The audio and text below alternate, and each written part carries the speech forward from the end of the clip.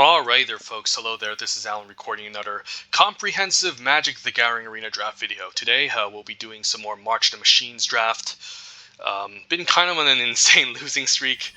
I went from like 90 to 96% to like top like 200 and then back all the way down to 90%. Reason why is the draft's been getting more difficult. More people are aware of the better colors and the better cards to choose. But our way, the games are still fun. So if I end up losing, then yeah, I guess this will be a fun video. And then in the next draft, I might consider the Premier Draft Midnight Hunt, since this has just come back on Arena, and I recall this format being fun, but not necessarily the most balanced. But without further ado, let's do more Marching Machines. Get maybe one more final video, and then move on to like do some more flashback drafting. So it's kind of weird that they brought back like Midnight Hunt, which was like a pretty long time a year ago. It's almost exactly a year ago. I'm not sure how if it was exactly a year or like 2 months, like ahead, from last year. I recall the set like being interesting, but like a lot of people did not like it because like blue and black were just really strong. And then like red and green just did not have a chance, barely had a chance, that is, unless they're paired with blue, which is almost similar to this set in the sense, March of Machines, but at least March of Machines, the rest of the colors, red and green, have a lot more power compared to like red and green and like Midnight Hunt. But either way, both of them are kind of similar. Both sets are pretty similar, in terms of color. Blue is the best color in that set. Black is the second best color. And then I guess in March of Machines, white has gotten slightly better. It's kind of equivalent to green almost. Whereas like in Midnight Hunt, like there was only like one good green common, and then the rest of them were just all kind of filler. And then red in both sets are just not good. But in March of the Machines, like if you pair red with blue, I guess red and blue are pretty decent too, and anything with blue basically was decent in both sets. But here we're just gonna pick up Gissa. Gissa is the most powerful multicolor card in the entire set. It's also more powerful than Invasion of Amonkhet, which is kind of like the mythic uncommon of the set, which is like up there in terms of power level compared to like with all the top mythics and rares. But this card's really gross. It's top 10 cards in the set. I think it might even be top 5. Probably not top 5, but top 10. Since it's given multicolor. This card's insane. If the opponent cannot answer this, and you just leave this on the board, it just gains like value over time. It almost it becomes impossible block eventually, because it gives our Phyrexians Death Touch and First Strike. So we'll take it here. If this wasn't this pack, I would probably take Xerix Strobe Knight. This card's good. It's not insane. It's not like an insane top blue uncommon. There's plenty of blue commons I would still take over this. And even black commons I would still take over this. But I'll take Gissa here. Glissa's broken, and it's not too difficult to splash in this format, especially if you're in green. And if you pick up the black removal spell, the Deadly Derision, it goes a lot with Gissa quite well. Alright, there's this pack, which is also interesting. There's like Overgrown Pest, Vanquish the Weak, Invasion of Eldraine, which surprisingly is a lot better than it looks. There's also Pretender XR. This card's quite interesting too.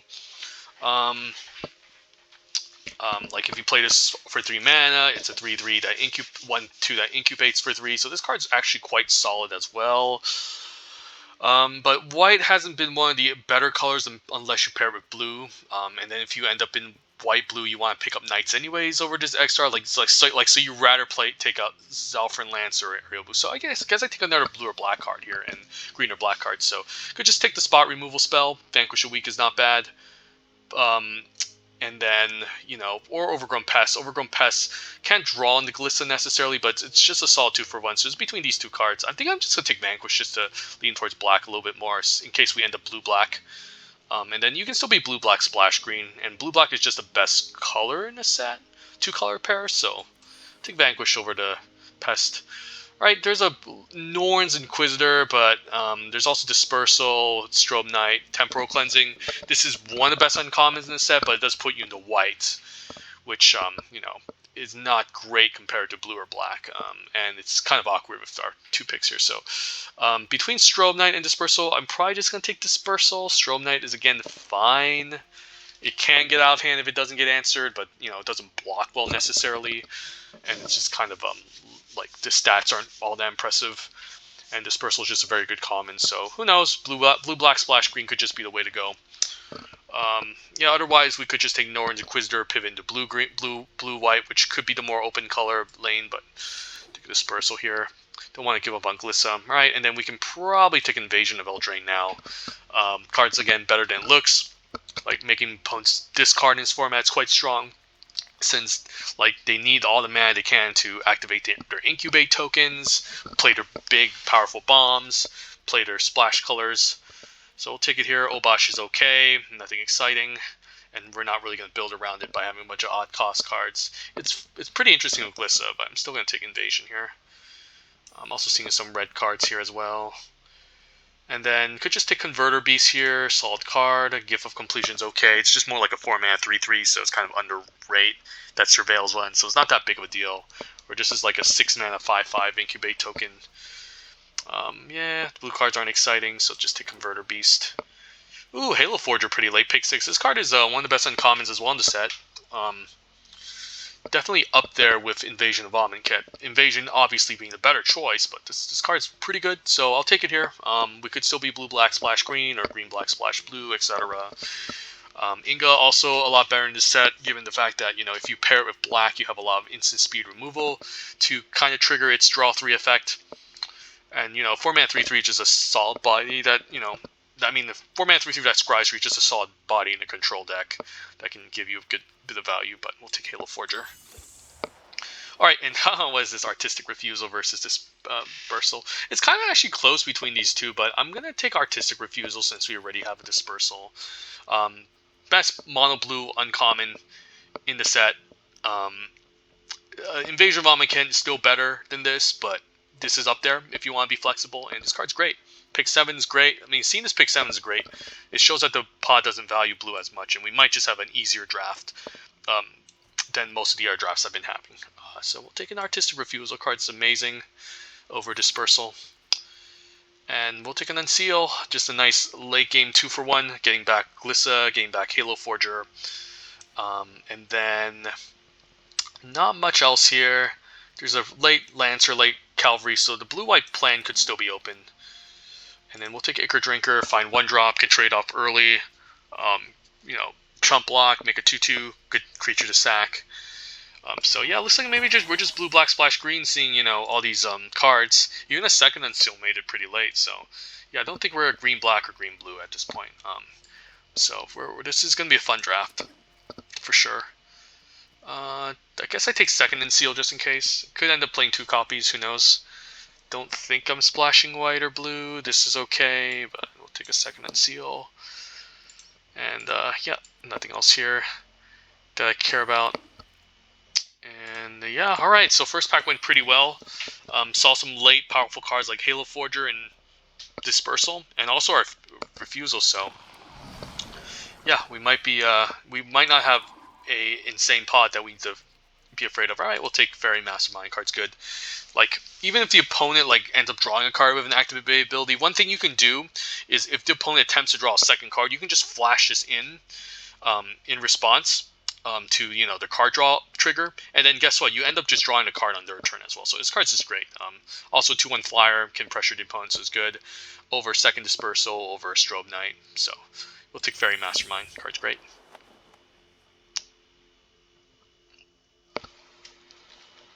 Yuta Takahashi, world champion, 27. Wow. 27 years of Magic. Alright, this Final Flourish versus Skyclave Aerialist is very interesting. Man, both of these cards are so good.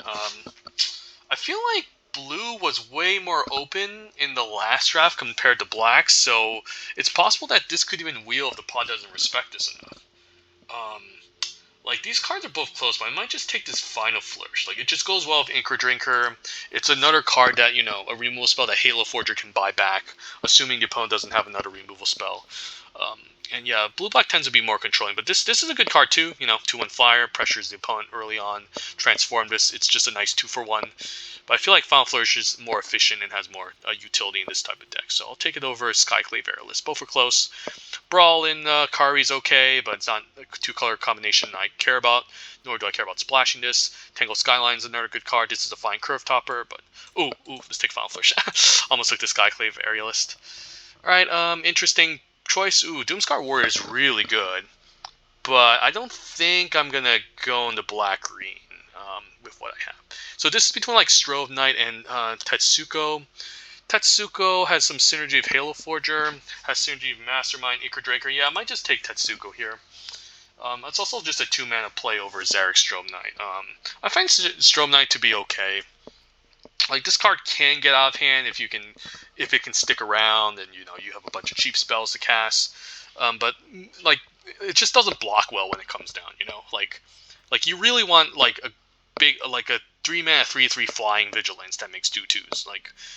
Over like a 3-mana 2/2, or at least have this as a 2-mana, like a 2-mana spell over a 3-mana spell. So I'm gonna take Tetsuko. Has some okay synergy with some of our creatures, especially if they have like reach creatures or flyers. All right, we'll take Eyes of Cataxius, one of the better blue commons in the set as well. 5-mana 3/3 draw card essentially, which is solid. And yeah, this card's good. Other than that, Converter Beast, Cosmic Hunger. So green is the so the Sultai colors are open in this entire draft. It seems like. All right, there's another Vanquish. There's another Invasion of Eldraine. Could just take second Vanquish a week. Could also just take Dual Land, but we have one already. Second Vanquish isn't the worst. Just pile up on a bunch of removal spells.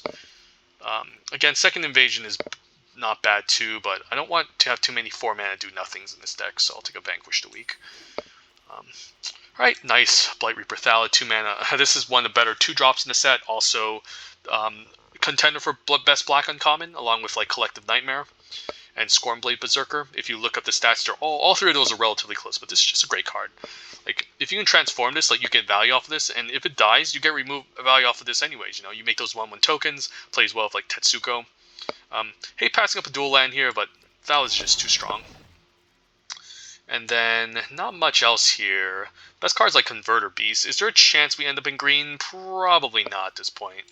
So I'll just take a random like Expedition Lookout in case we need some filler 2-drop that can block and maybe gain evasion in the late game. And wow, Cryptomancer. Gotta take this over Dual Land. Just this card can be a blowout like sometimes. It's like best top 4 on blue commons or top 5. It's definitely up there. But this card's great. Can protect our bombs, can like ambush 1 toughness creatures, and then wow, even Dispersal pick 9. So I don't think this pod knows how powerful blue and black is in this set. I'll just take a Dispersal. It's never wrong having too many copies of this, and yeah, none of this really matters. I don't really care about Oculus Wealth that much. Card's just underrate. And the best card here is like Thespian. Yeah, I'll take a Blade Fan. This card's also interesting too, but again, I think we're just in blue-green at this point. I mean, blue-black splashing green. I don't think we're in, like, blue-green splashing black at all. Could even cut a Vanquish. Like, this card is actually good, I don't know why it's, like, the rating of it is so low in 17 lands. I guess it's because, there's, like, a lot of the cards in this format just enter the battlefield and draw cards, so I guess if you, like, kill something, it's not that great. But, even the Halo Charge Scav. If we do pick up like Invasion of Omnican, I might play this. So yeah, very interesting draft. It looks like blue-green is pretty open. I think it might even be more open than black, but I mean the black cards are just better than the green cards I have. Wow, Rona's a very strong rare. Top 10 cards in the set, but not top 5 necessarily. Like you can use this to in the late game to filter your draws, so you don't end up like with too many lands in your hand, and then if you can somehow transform this, like this card just becomes so difficult to deal with unless they have spot removal, because like even if they end up like double blocking this, like you just end up casting cards from their hand. So yeah, this card's good. I'll definitely take it here. Also wouldn't mind a Render Inert. There's enough incubate tokens and battles that we don't mind flipping, like Invasion of Eldraine that we have. But I'll take Rona. Rona's good. Alright, this card's okay. Sea Double's fine. Might just take Strobe Knight now. Both of these are actually kind of close, I think. I don't think I need a third Vanquish. C double's interesting. The double blue is a little bit rough to cast, maybe. Xerix is okay. I don't necessarily... I mean, this is just a fine play on turn 3, right? We don't have that many 3... I mean, we have a bunch of 3-mana plays. C double's pretty good. I mean, I guess it's legendary, so we can't copy it. But we can copy spells, too. So this is interesting. Given that we have so many 3-mana plays and not enough 4-mana plays, I'm just going to take C double. Let's try it out. I don't think this card's a bomb, but it's good. Alright, we'll take Collective Nightmare now as a lot, like, it's a good removal spell. Like, Final Flourish is also top black uncommon with Collective Nightmare, so we'll take it here. Ooh, wow, what is this? Pick 4, Hoarding Broodlord? Yeah, this pod really does not know what's up. Even a late dispersal here, pick 4. That's so insane, but not going to pass up over Hoarding Brunor. Yeah. I once had a game where, like, I think someone cast Atali, and then they brought out Hoarding Broodlord. Hoarding Broodlord then, like, gets out, like, Breach the Multiverse. It was a sealed match in some local store, which someone opened up, like, had Hoarding Broodlord and Breach the Multiverse and Atali in a single pack. Yeah, in a single draft. Of course, I didn't win that one, but this card's busted. Let's take it here. This being able to find Gissa strong. All right, we'll take a nice 2-drop here. Nezumi Informant, making opponents discard in this format is really good. So we'll take Nezumi. Oh wow, even Scornblade Berserker versus Captain Weird. Now this is a very interesting decision here. Which is the better card? I'm gonna have to look up stats on this real quick because it's so hard to know. All right, best uncommons. Let's see. Okay. Let's see. Captive Weird has. Yeah, I think Captive Weird is the winner here, right? Yeah. Captive Weird is better than Scornblade Berserker, so I'll take Captive Weird. I'm not sure which one has better synergy. This could like put on like a Nezumi Informant, sack and draw, and it's a great card, but I think I still take Captive Weird because it has higher win rate. Right, so now we could take a Moti as a splash or Vatkeeper. I think Moti's a better splash. You can play this later. This is more impactful, I think, than Elvish Vatkeeper. It's pretty strong, like Artistic Refuse and Hoarding Dragon plays it. So I don't mind splashing another second green source.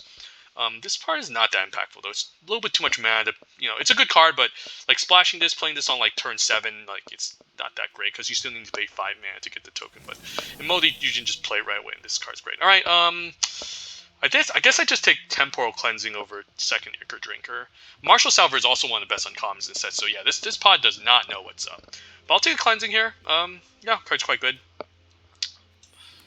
Over second Ichor Drinker, and then none of these cards I really care about that much. We need to decide to get rid of one more card in the deck.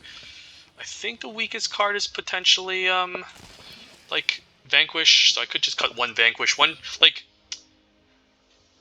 just going by stats, okay? Like Vanquish is not a high percent win rate card. Like this card is actually weaker than Ichor Drinker, believe it or not. Even though like spot removal is known as pretty good in limited, it's just underperformed. So I will go by stats and cut one Vanquish to weak. And I can see how this like has diminishing returns, like especially sometimes using this to kill 2-drop as well just isn't mana efficient as well. And also like in the late game when you're facing against bombs that aren't like 3 power, like it just does nothing. So cutting one should be okay, and then we can go for this interesting style deck.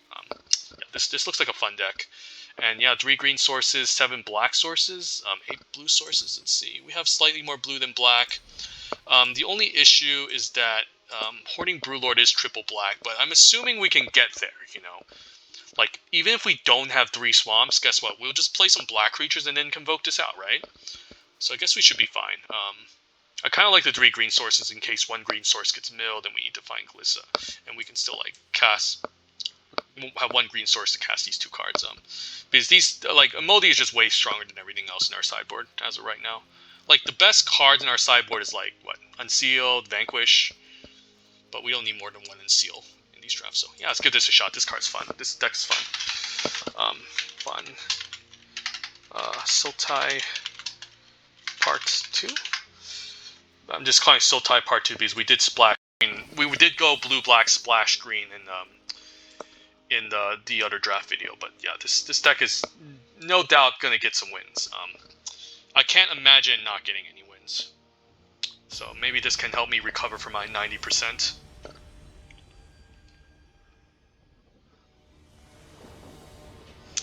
Hand seems okay. We do have Glissa. It's gonna take us a while to get there, but we have some cheap stuff we can play. Icar on 1, Final Flourish, Vanquish. We're also on the draw, so it's more likely we get our third land drop, so I'll try it.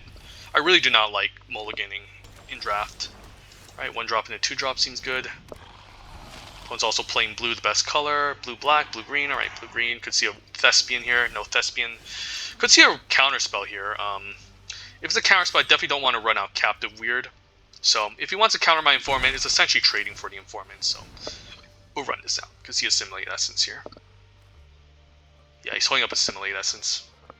It's kind of awkward with Informant because it's not something you necessarily want to, again, counter.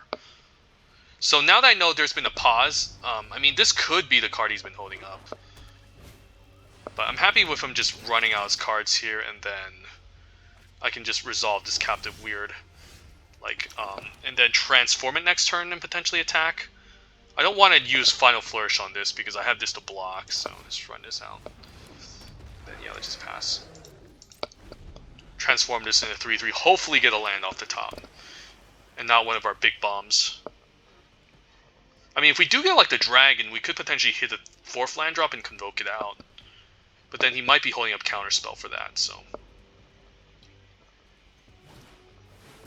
Hermit's fine.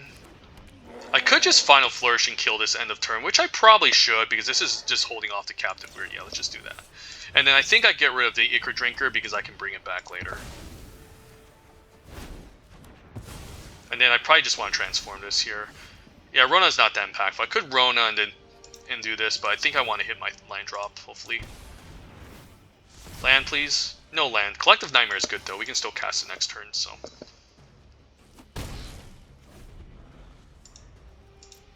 I don't want to cast on this 2/2 pest, but I mean, it's like value and efficiency, so I will cast it regardless. Like, I could just run out, like, Rona, cast it, attack for 3. Or yeah. Port and Tracker. I might just kill Port and Tracker instead. Like, this helping him ramp is kind of annoying. So let's see. I do want to attack with my 3/3. Do I attack first, or do I kill? No, I definitely need to kill this, so there's no reason to use this on this. So I don't mind attacking my 3/3. He double blocks, we can get him to Collective Nightmare.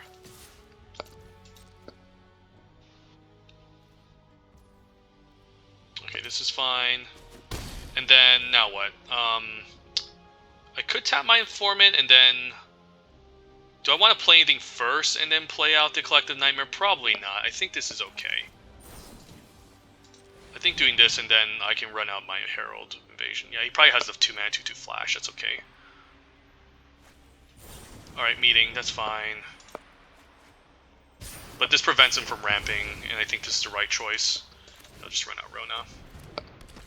And if we can transform Rona on turn 5, ooh, it's going to be so scary. So he needs to deal with this as well.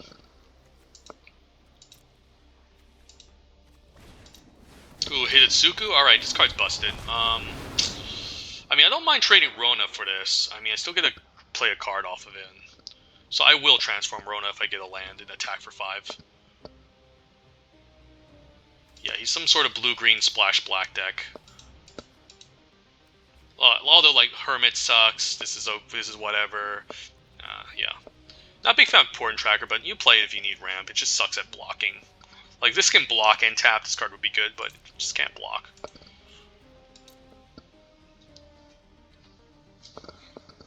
I could also just attack here and then flash and sub-eye, but, like, if I get a land, this would be so helpful. I could also loot and, get a land. I'm not sure. This card's just so annoying because, like, what they can do is, like, if you kill this, like, if there's an instant or sorcery on the top of your library, you can just cast it for free, which just kind of sucks. So, like, he could just put an instant or sorcery on top of his library, I lose life, and then he just casts it. It's just again, it just kind of sucks. But I'm hoping he doesn't know about it. Alright. Give me a land off the top so I can transform it. No land. I could bounce this, but no, that's not good. So do I attack with the 3/3 and flash and Cryptomancer? I could also just, like, take 5, like, it's not the worst. Keep up Vanquish. And then keep up, like, Rona. definitely don't want to dispersal this. Like, if I tap this and transform it and I can't attack, it's kind of awkward, so I'm just gonna do this. I'm just gonna leave a Beaker Drinker and just pass the turn. I don't mind taking 5 here. And he might even stay back because I can also swing back for a good amount.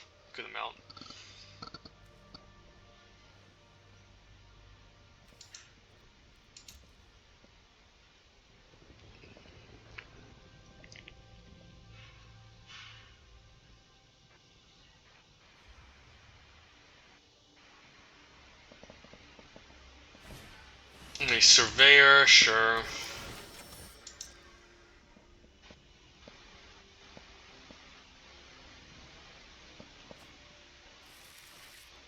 Alright, so he's playing 4 colors. Wow, he could have the Fibblethip card. So do I vanquish this thing? I don't think so. I mean, he could have a stupid, like, removal spell. I don't know, I think I just transformed this. Okay, resolved pretty quickly, so I highly doubt he has any removal. Okay, I think I'm gonna transform Rona now. I'm gonna go for it. And hopefully this trades a card, gets a really good card out of his hand. Like, he does... Okay, hopefully no removal. If it's damage-based removal, then I can also just get a card here.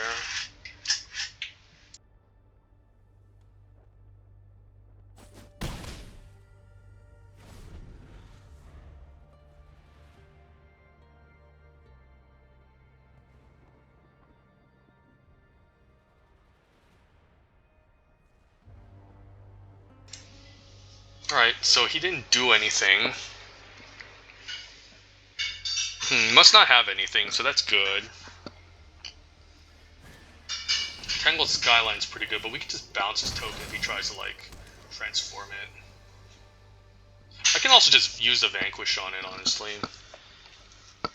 Like, this could just be better. I mean, alright, he's attacking for 5, so... So I can attack with both now. Vanquish and bounce. Okay, I don't hate that. Yeah, I think we go for it. I think we attack with both, and then we can bounce his token and then vanquish if he tries to double block. Well, Ray moves to block. Very interesting. Yeah, I'm just gonna do this. Could have a hexproof trick, but it would trade.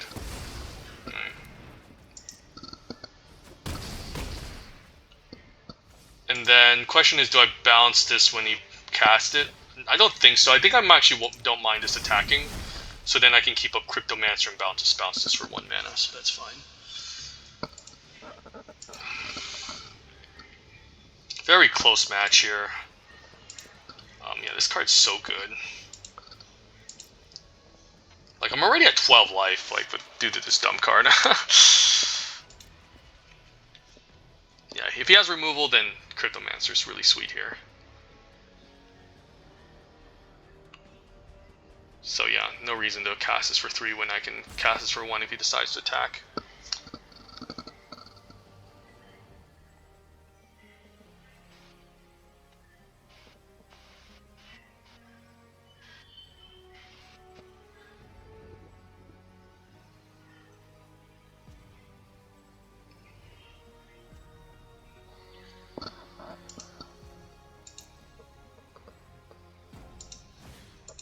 Invasion, alright, let's see what he targets.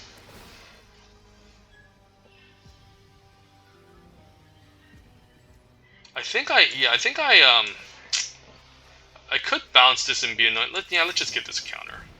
I think that's okay. This does give a counter, but like, I can, if he taps out and I bounce this next turn, then he's fucked. Oh, he's attacking this instead, makes sense. At the beginning of combat, another creature gets and loses a... Oh, so it's just a 4/4, alright, whatever. I could bounce this now. I attack, he blocks 4, 5, 6, 7. 4, 5, 6, 7. So he's not necessarily dead if he trades for Rona. Yeah, I'm just gonna let this resolve here. This way he has to chump the Rona.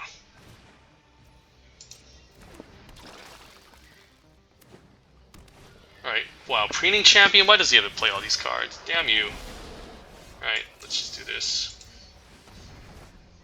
Unseal's pretty good. I'll take an Unseal.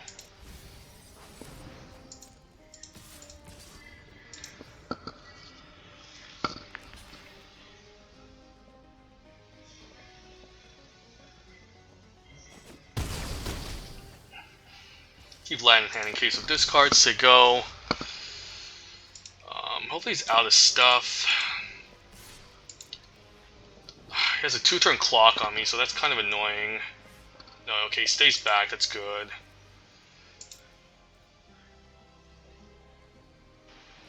Alright, I'm going to attack here. Hopefully this pans out.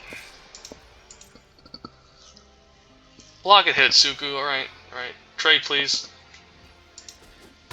Alright, give me a good card off of his hand.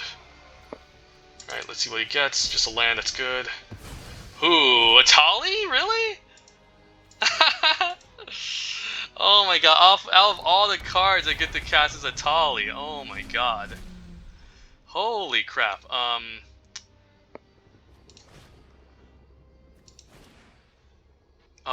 think I'm supposed to cast this first. Doesn't matter. Yeah, he's just game over. Wow. He had the Tali in his deck. Okay. So that's the reason he's splashing for red. Well, I think I would have done the same. Oh my god. That was a really insane hit. Holy shit. Wow. Okay. Yeah. That was one of the most insane matches I've ever had. Alright. That makes me quite happy. Oh wow. You see, like, just bombs in his set. Just Hitsuku and Kairi, Itali, you know, Glissa, Rona. So many insane cards in this set. Absolutely insane. I mean, I could have missed, you know. But I mean, I would still be happy to trade because, like, that way he doesn't have a 3-turn clock. And I could just bring back Rona and Captive Weird back. Again, with the card. But I guess the order was I should have ordered the Kairuga first, and then the Halo Forger, because like the last card on the stack always get cast first. So that was a little bit of a misplay, but I would have drawn one card anyways, and I would have been incredibly ahead. And then I would have just gotten a removal spell, taking out his 2/2 flyer. But yeah, that was pretty insane.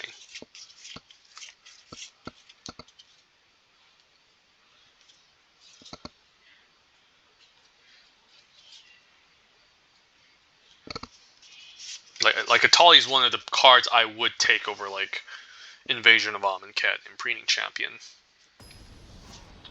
It's almost like Elish Norn, so. Alright, let's see, what's this? Opening hand. Nizumi Informant, Vanquish. Need a green source for a Moti. Seems fine. I can keep this. We're on the draw. It's funny that game we didn't even draw a single green source for Glissa. Even though we have like 3 green sources. Ooh, Tetsuko. Could play this first. Like, this is maybe better to play later on. Although this does block the Thespian better and trades better for the Thespian, so I think Informant first makes sense now.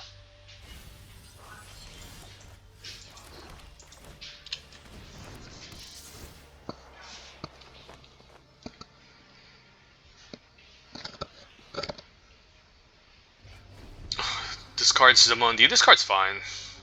It's not very good. It's a good blocker though, but it's just like 3 mana, not that impactful. You also just end up sacrificing cards. Alright, so this becomes a 4-1, pretty annoying, 4-2, so... Alright, this does pull back to 2-1, but I'll be taking 4 per turn now, which is pretty bad for me. Alright, yeah, run out Tetsuko, no reason to... Yeah, this is why Vanquish is so weird in this set, it just doesn't do anything. I could double block this. But, like, it's just so bad if he has a combat trick. So I need to draw into something else that can trade here. And then, like, if I double block this, he has a 2-1 left that I need to use a Vanquish for. Nah, I'm gonna take 4. Yeah, I just don't have anything that can counter this, so damn, that was a pretty good Serpent Blade Assailant here. on the Thespian. Like, if he has Arachnoid adaptation, I'm screwed. Okay, alright. I can take one more 4-hit and then play out a Moti next turn. I could also chomp and then play a Moti. But I still need my 1-drop to block this 2-1, so I guess I'll fall to 8. And then still have Vanquish to answer any annoying, like, 3 toughness creatures around. I'll take 4. Falling to 8 is not good. Not where you want to be, but I don't think I have any good value blocks here.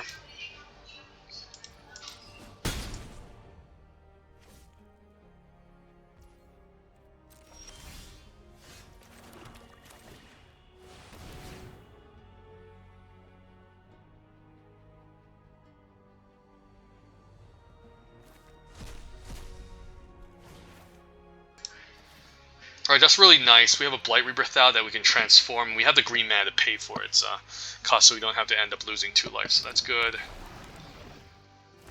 And then, yeah, this can block the 4 too, which is nice. And do I want to attack here? I could attack with Tetsuko, which isn't wrong. Yeah, I'll attack with Tetsuko.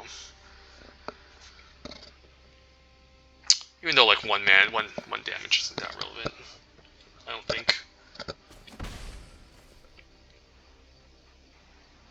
Does he have a removal spell here? I mean, if he removes this, I don't mind just blocking the 2/2 on this 4/1.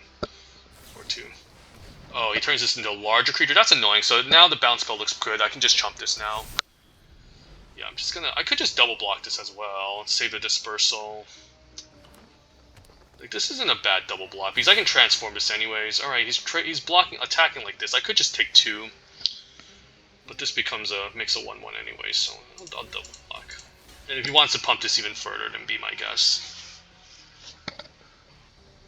Yeah, he's kind of going all in with this 6/4, and I can punish him with the dispersal. Alright.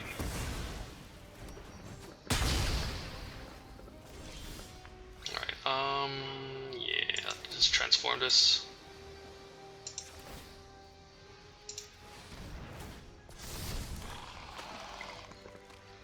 Yeah, let's just attack here. Say go. And then I bounce this, get some really good value. I mean, he gets a Surveil again, but that's fine.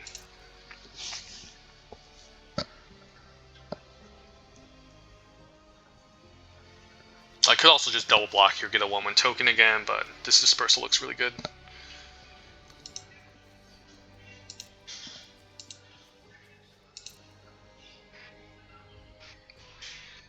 I could also double block first before bouncing, so this might force him to use another trick. And I think I'm going to do that. Oh, he's going to attack like this. Alright, if that's the case, then I just block like this and bounce then. Ooh, Captive Weird plus Final Flourish. I like that. It might be possible to, like, play this out first instead of using Final Flourish, but like using Final Flourish on Wary Thespian isn't the worst, but I'd rather just use Vanquish, right? So I might not even, maybe should have ordered it differently, or might not even have transformed this. Maybe it's best not to transform it. And then save this for something scarier, so let's just do this.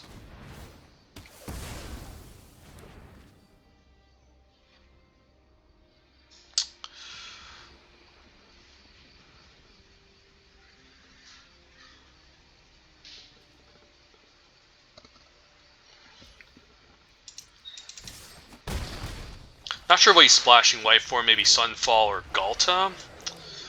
But yeah, we'll see. I'm not going to transform this yet. Transform it after I draw the Final Flourish next turn, because I don't want to again use Final Flourish on something I don't deem significant. Alright, let's transform this.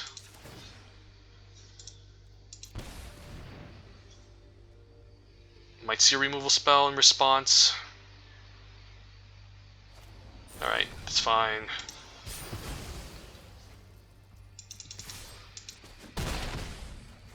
We'll slowly crawl our way back up.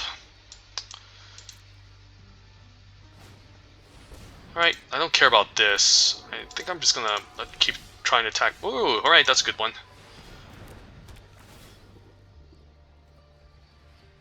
Oh, wow, he's trying to play Kroxa and Kunaros? Yeah, that's not happening. That's going to take him a lot longer to get going.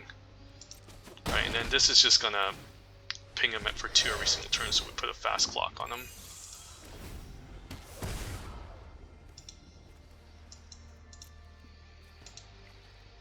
Yeah, you shouldn't try to go all in with one creature in this set, given that there's so much removal and bounce effect.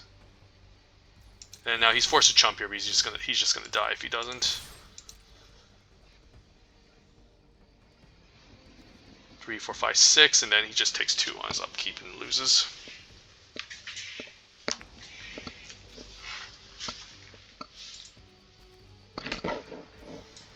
Yeah, he's just dead here.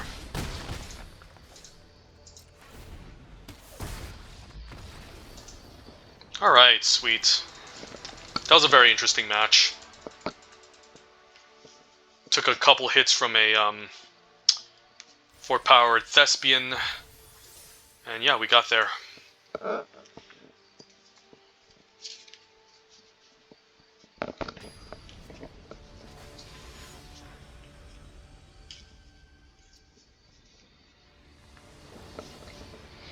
Alright, Nezumi Informant on 2. Hopefully we can cast Eyes on 3, but we're on the draw, so I'll keep. Worst case is never drawing a land. You know. Like, I've had games where, like, I'm on the draw and I don't even draw a 3rd land. Like, I'm just stuck on 2 mana all day, and that just cost me the entire game. Onborn, so maybe white-blue here, we'll see. Alright, Rona can block this pretty well. I don't mind plopping down Rona to block. Or maybe I need to play around with Simulate Essence. Cryptomancer, alright, so he's really kind of, maybe he's going all in with this. Could run out Captive Weird, but I'll just run out Rona for now. And if he attacks with this, I think I have to block, because he could just be faking it. Okay, so now he's going to lock this down. I get to run out Nezumi Informant and get the final card out of his hand, so that's not bad. And then, yeah, I don't draw my 3rd land, so that's rough, but we're still in a good spot here. Making him discard. He's going to transform this, attack me for 5. Yeah, it's going to be a weird turn like 3, where, like... Alright, yeah, this is a weird match.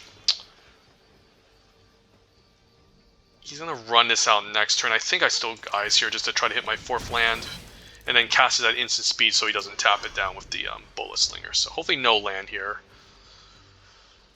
Okay, he probably doesn't have land. Alright, I guess I take 5. I don't want to take 5, but yeah. Yeah, okay, so I can plop this down next turn, keep up Dispersal. And I think keeping up Dispersal is the right thing to do, because he could have some sort of weird combat trick to blow me out. Could also run out Captive Weird to block this as well, but then I'll be taking 3. I think I'd still play this, because this blocks a 2-3 at least. But he might, again, have a trick with the 3-3, which is kind of annoying. So I think I just pass here and keep up Dispersal.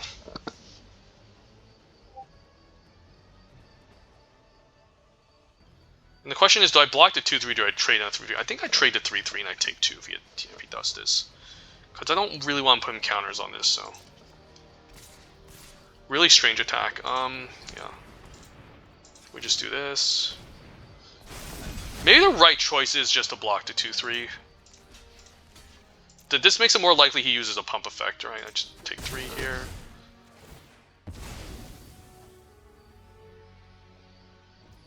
Alright, fair enough. It's kind of awkward without second blue mana here.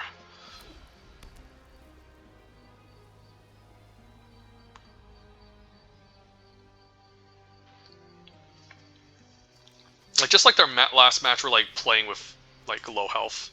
Like, we can climb our way back up if we get our land going. Alright, that's annoying. Alright, I don't have anything to block these well. I guess I can sacrifice Rona and take out this 3-3 now, and then I can block the 2-3. Yeah, this seems fine. Do I just do it now? I think I do. Just in case he has some sort of weird hexproof trick. And this just blocks the 2-3 all day, so... Yeah, no reason not to block this. He might have a pump spell, this sucks. Alright, another Cryptomancer. And this has hexproof, so I can't really interact with this, which is kind of annoying. Yeah, that's not good. I could just run this out and double block it. I think I will. Like, this is desperate, but I think it's what I have to do here. Double block the 3/4 hexproof, and then hopefully we can... He doesn't have anything amazing to play. Yeah, I really need to play lands in this game. Like, if I don't get lands, I'm so screwed.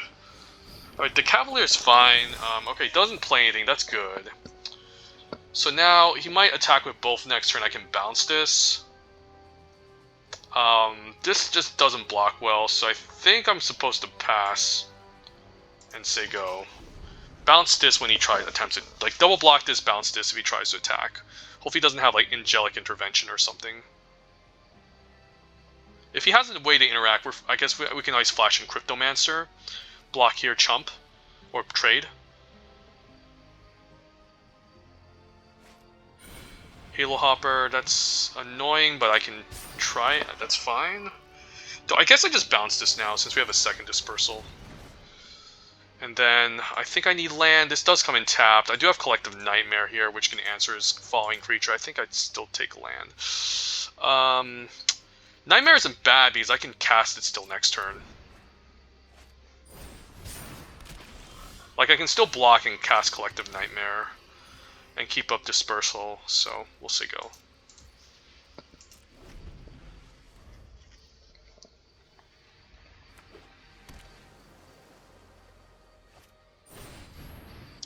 That's annoying. Yeah, and I can't interact with this. Alright, I think we're screwed. Given that this is hexproof and they can fly. Yeah, they just concede here. Like, I could chump here, block, like given that this is hexproof, that's annoying. And I also, you know, couldn't hit my lands on time, so that was that's one of those cases where, like, I'm on a draw, I have, like, a bunch of, you know, 3-drops, and I can't hit my 4th land for some reason, and that just cost me a game, so... I think if we got our lands, we could have definitely, like, stabilized this matchup, but yeah. That was a pretty unfortunate match, really. I think in terms of power level, our deck is definitely higher than our opponents, but yep, sometimes, you know, bad luck.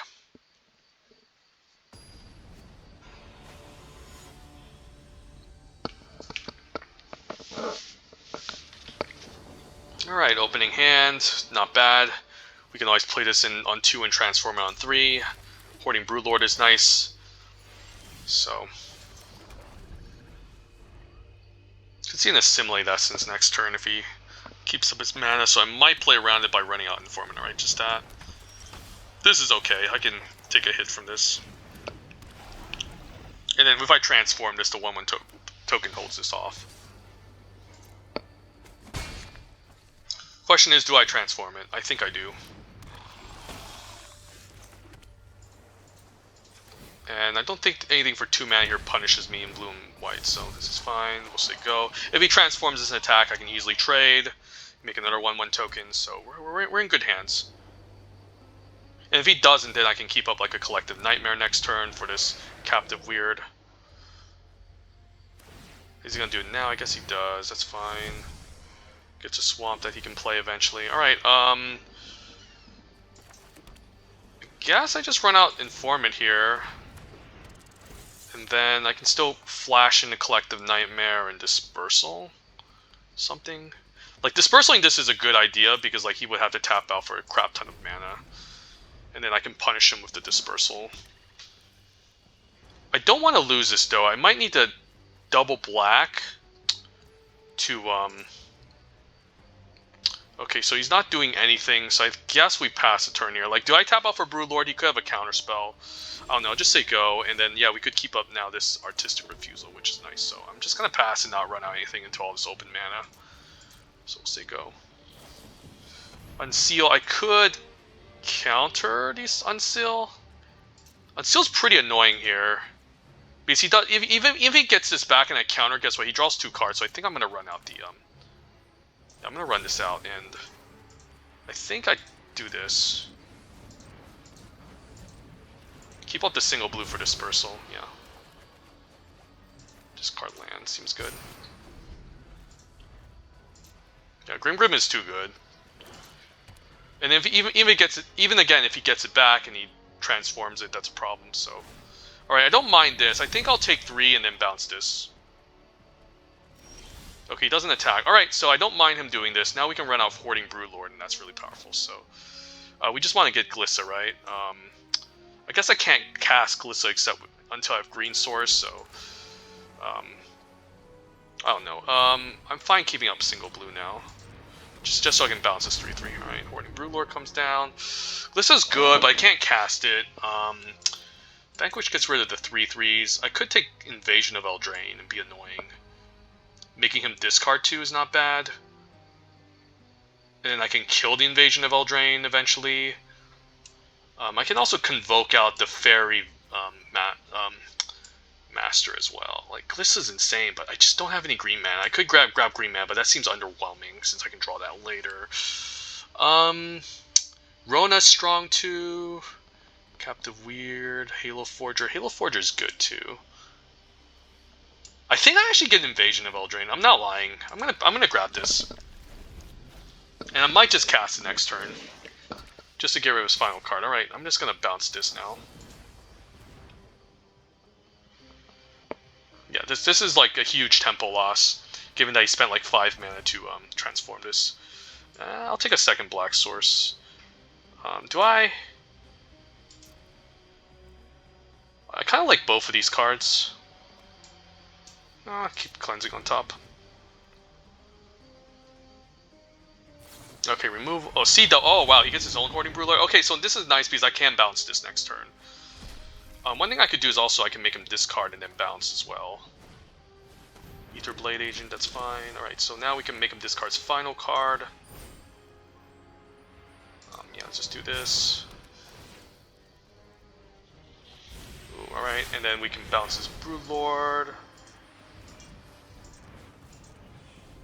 And then attack this. Alright, and then attack. And then we'll get a 2/2 that can ping him every turn. We can still take 3 and then use this to trade off for the Ether Blade Agent. So yeah, pretty nice turn for us.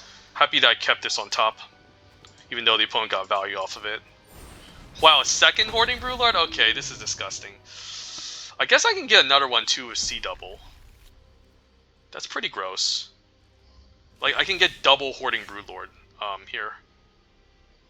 I think I do, and then I could also attack here and then just use Collective Nightmare.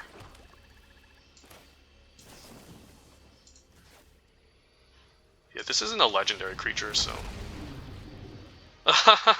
A million... Oh, I guess the creatures have Convoke, so yeah, I could get out Glissa. Let's do that. Let's just cast Glissa here. And then move to combat. Incubate twice. Attack my 7/6. If he blocks, I'll use Collective Nightmare. Just takes it, okay.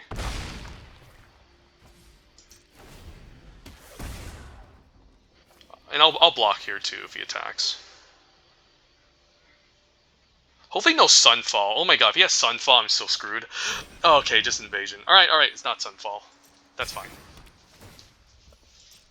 And I can't block the 7/6, so that's fine. Right.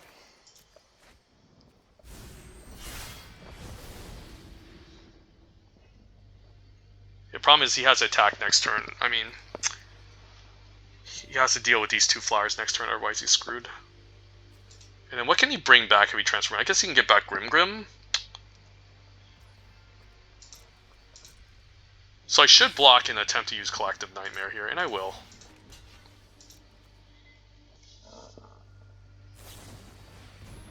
Alright, I think this still works.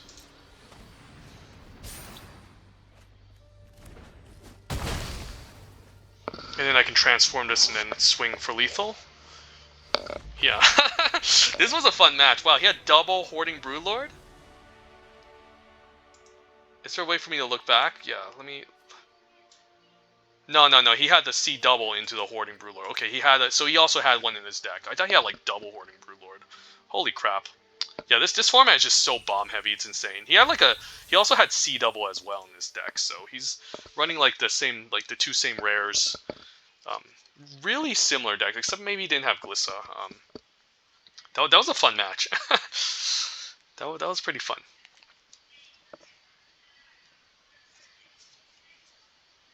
Like, you get really fun matches like this in Matching Machines. Like, they're just so grindy and stupid sometimes, you know? Like, if the game drags out, you just see players splash for the most insane things, and some of the weirdest interactions can happen, you know, just circumstances you would not come across if you were to play some sort of, like, an aggressive set, or, like, a medium set, you know, where you're just curving out and then looking to just, you know, everyone's just curving out looking to play their bombs. This set is just filled with insane, like, high-powered cards and all rarities, you know. Just no black mana. We're on the play. I can drop Rona. Maybe Rona can start filtering. I'll try it. I do want to get to 5 with this stupid card, so I might not use it. I can always, like, discard the creature too and then cast Unseal later to get it back. Alright, we got Blind Man. Okay, I'm going to cast Blight Reaper over Rona. Like, this is just better because on turn 3 I can transform this and it can start going to town. You could have a Volcanic Spite. I still think you go for it here. I could attack first for 2 and then do it later. So then I get value. I think I do.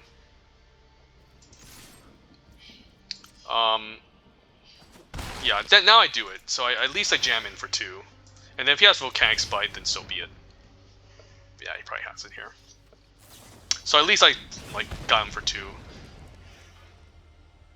It kind of sucks I need to pay the 2 mana, 2 life for its cost, but that's fine. Alright, Tetsuko. Or he's missing his land drop, so that's huge. We can run out Rona, play out land, and then next turn transform, and this becomes a huge problem for him to deal with. Alright, he's just going to concede if you can't deal with a transform Rona. Fair enough.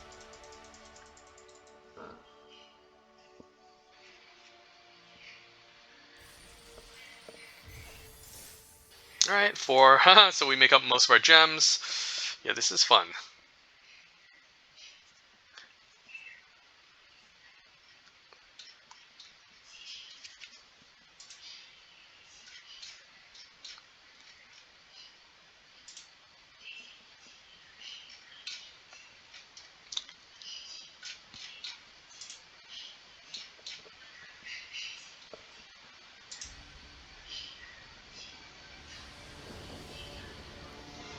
Alright, no blue mana, but we'll get there on the draw. We'll eventually draw our blue source.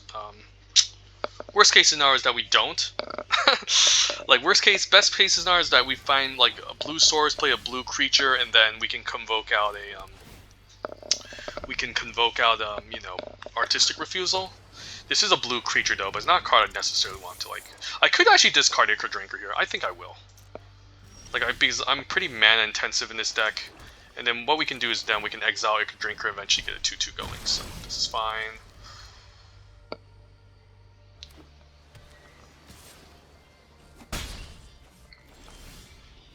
Alright, there we go. We got our blue mana. Don't think I'm running anything out. Just pass the turn.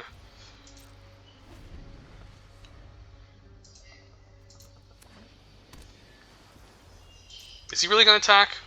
Okay, doesn't attack. Alright, so I can keep swinging back for 2 now. I can also use this to hold off the 1/1, but that's not going to do anything. First things first, let's actually play the battle first to see what happens. I think I'm fine tapping out for this. He might counter this, which is fine. Alright. And yeah, I'll trade 2 for 1 here. 2 damage is, you know, going to outrace 1 by a lot. And this isn't a blue card, so I can't refusal this. There's nothing amazing. Oh, wow, Jinka Taxis is a problem. So is there a chance I can bounce Jin and, like, you know, bounce Jin and, like, counter it with Artistic Refusal next turn? I would need to develop another blue creature, which is probably going to just be this Tetsuko. So I'm going to cast Tetsuko, potentially take 5. He's going to draw some cards, but then I can maybe bounce this eventually and then counter on the way back.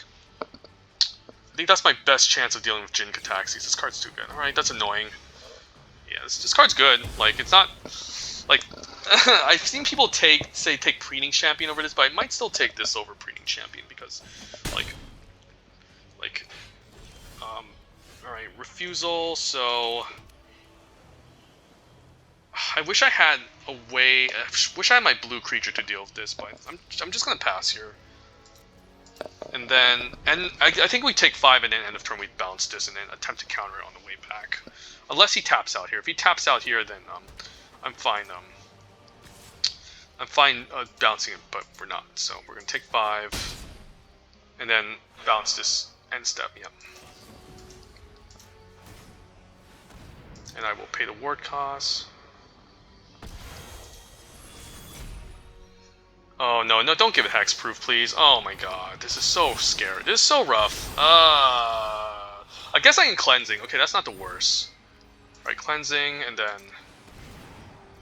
then we still have we still can stay back for 2 mana. All right, please no second counter spell hexproof bullshit. All right, and then now we can counter it with refusal eventually. So, so we need to leave up some mana. I could also eventually just flash this in and. Alright, he has nothing. Alright, this is good. I'm just going to pass a turn, do nothing, and then counter this when he plays it. Alright. Thank God. Hopefully he doesn't have his... I mean, he won't have refusal to counter, right? This is good, and then we can discard land. Alright, that was good. That was a good turn. Only problem is that I don't really have much to follow up with. And I think I keep land in hand. I could run out this Halo Forger, and then, but it just doesn't do anything. I can vanquish the 1/1 token. That also just doesn't do anything. I think I just have to pass. Just play the draw-go game. Hopefully, he doesn't have a way to like buy this back or anything. Captive Weird is kind of annoying. Okay, so when he transforms, I'm going to attempt to vanquish here.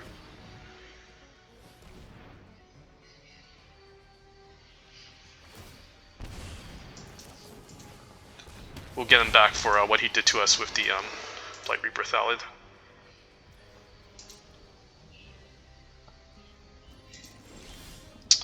Alright, nothing still. I think it's fine running out land now, and then... Yep, draw go.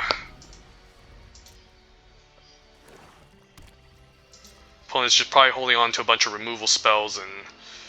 Nothing much, just like us. Alright. I think I hold on to 2 lands now because I'm afraid of the... He might also have his own invasion of Eldraine to mess with us.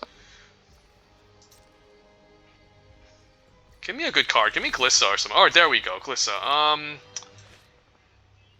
Do I run out Glissa here? I mean, I do have a 2 mana way to save it. I guess I run it out. I mean, hopefully no counter spell. Okay, that's good. So now we can move to combat. Tries to kill this. I flash in Cryptomancer. Dispersal. I still think I flash this in, right? This could be a trap, though. Actually, yeah, I'm gonna let this resolve. Because it could be a trap. If I like run this out and he tries to I try to flash in hexproof and he kills it, that's a problem. So I think it's fine. Just again, just letting him balance it. Say go. And then if he has Assimilate Essence, we can run out land. Next turn we have 4 mana to pay for it. So I think it's okay.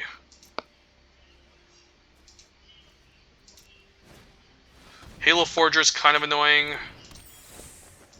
What is he going to cast? Like a removal spell here? He might try to attempt to cast this Dispersal on this 2/2. Do I let it happen? I might let it happen. This way I can keep a protection for Glissa. So I think... Yeah, in response to prevent him from scrying, I think I just do this. And this way I have protection for Glissa as well. I'll take 1, but I don't care about taking 1. And then I think I play out land to play around, whatchamacallit, Assimilate Essence, alright.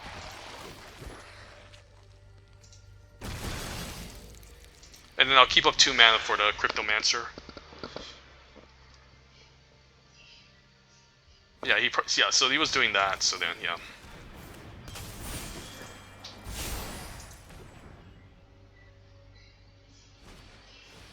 Alright, that's fine too. So this is why you keep a land in your hand always in this format, so you don't lose much. And then I can transform and then keep incubating 2, make more incubate tokens, take it from there. And I don't really have a reason to run out Halo Forger at this stage too. Oh, he might have his own unseal. That would be so annoying. Yeah, this guy's deck is also gas. Like, this is a bad card, but you still play Render Inert. Come on. There's so much gas in this format. Like, okay, at least he's not doing it like with all his mana open, so you won't be able to Halo Forger, which is fine. But this is still a problem. I guess I can kill it with Halo Forger next turn anyway. So, okay, Atris is really good. God damn it. I'll just give him an eyes. Yeah, I'm just gonna do this, and then he's gonna probably choose the two cards over eyes, right? I have to imagine, and they're both lands. Like, you want him to like make him choose between a really good common or the two potential chances of getting like higher rarity cards. Yeah, and he choose the lands instead. That's nice.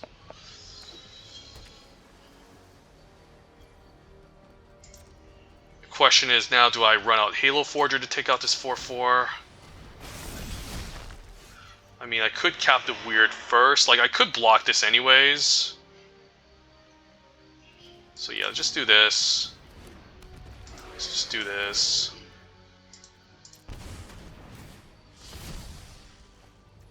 Land anyways. Yeah, I could kill this and then attack for 4. Not sure that does anything. I mean, it does develop a creature. 4/4 is annoying. I can also cast for 3 mana and draw a card. But I might want to save this for something else. Yeah. Hopefully he doesn't have like a hexproof trick for this stupid Atris. Okay, he doesn't. So I can always transform these end of turn. Hopefully he doesn't have another invasion of Amonkhet. God, that would be so annoying if I discard this Halo Forger. Imagine that.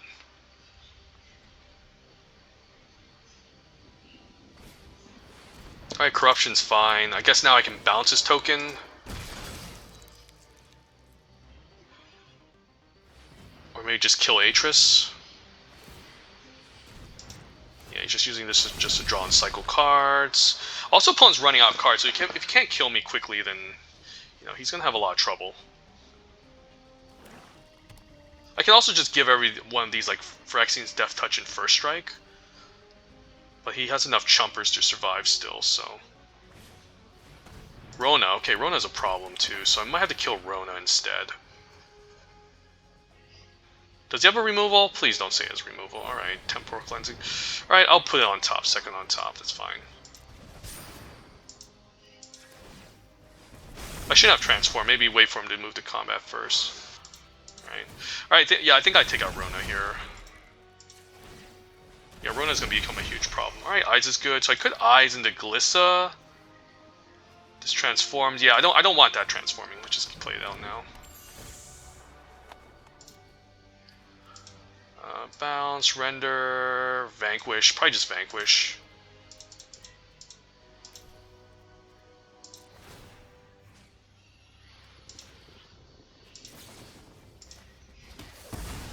And then, do I run out Eyes? There's a chance he could have discard, so I'd rather have him discard Eyes over Glissa. So I'll say go.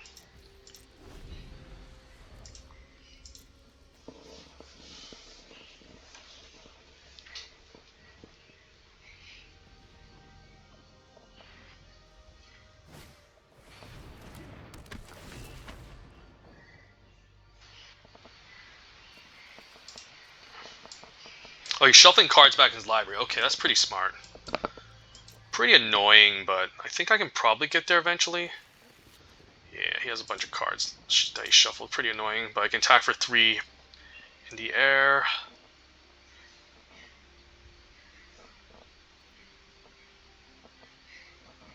I can also just give these again First Strike and Death Touch. That's pretty smart too. Let's run this out. Hopefully no counterspell. Alright, that's good. With the combat. Wow, he has another removal spell. Final Flourish, that's annoying. Okay, so if I attack with all, what happens? This get blocked, this get blocked. I'm aiming for 3, 4, 5, 6, 7, 8, 9. Yeah, it's probably not worth it yet. We just have to hope to overwhelm him with like get his life low, overwhelm him with the incubate tokens, and we should be fine. It's 4 blockers, so I just need to get his life low again.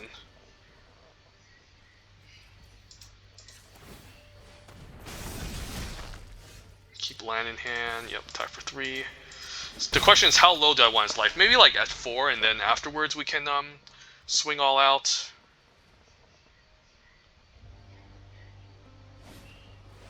Okay, that's a good one. Yeah, that's a pretty annoying one. So now he has 2 1/1s that can block, so...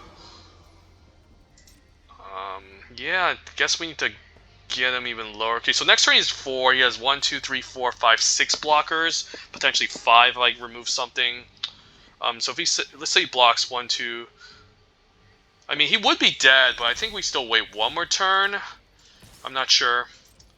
Yeah, I'm not going to risk it here. I'm just going to wait 1 more turn. And then next turn, I'm fine swinging all out here and using Collective Nightmare. I mean, we would be dead if we attack all out, and then I guess this can still chump and go down to 4. Okay, so he has a removal spell, which is annoying.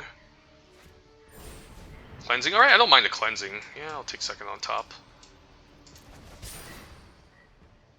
This only buys him more time, but okay, so we kill this. 1, 2, 3. Okay, we kill this. 1, 2, 3, 4, 5. 5 blockers still. So 1, 2. Yeah, 1, 2, 3. Yeah, I think he's still good if we. All right, Hoarding Broodlord's strong. Yeah, just play this. I don't care if I don't draw into this. I can get a C double, but oh man, I tapped my blue sources incorrectly. I guess I get Fairy Mastermind, just like end of turn, just flash this into attack him for 2. I think I do that. I guess I could have C double 2 as well. I'm stupid. I forgot that you can convoke out C double. Okay, it's fine. That's fine. Yeah, we'll just pass a turn. No, he needs a way to deal with this Hoarding Broodlord. If he doesn't, it's just game over. Yeah, he doesn't. Alright, sweet.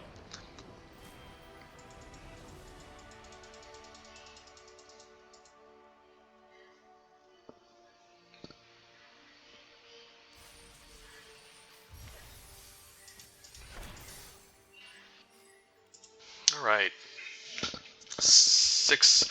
I guess we're 5 and 1. Not bad. This deck can be an easy 7 wins. If we can hit our land drops.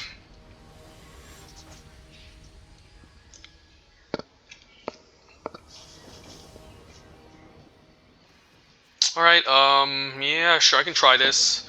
Both of these are legendary, so there's no point in copying, but I can always keep this up at instant speed. So I'll try it.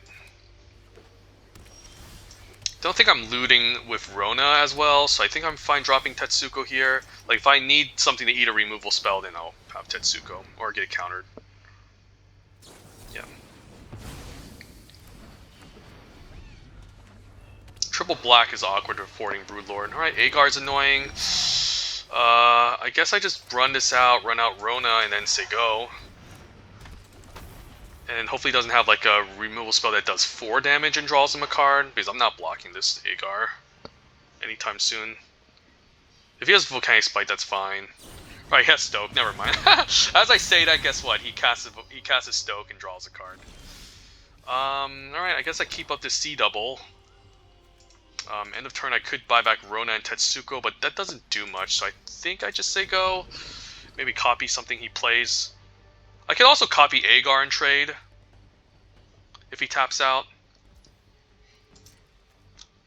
Maybe I just take 3 first and see what's up.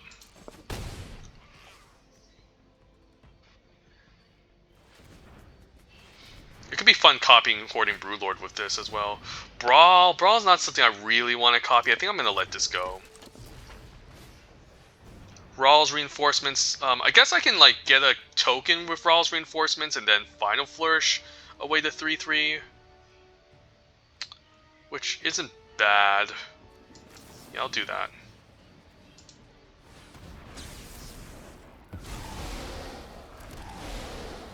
It's not great, but I think I'll do it just to get rid of Agar, so he doesn't draw a million cards.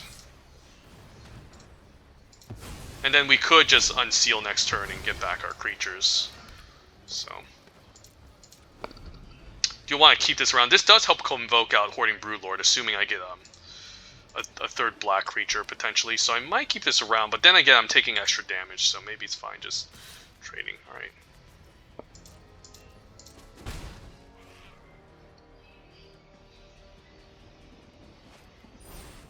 That's annoying. Yeah, just do this.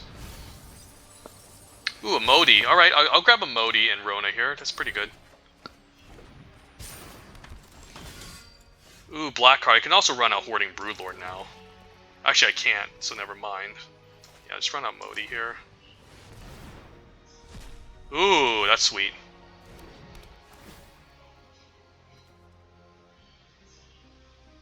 And I can use this to trade for Brawl, which I don't mind.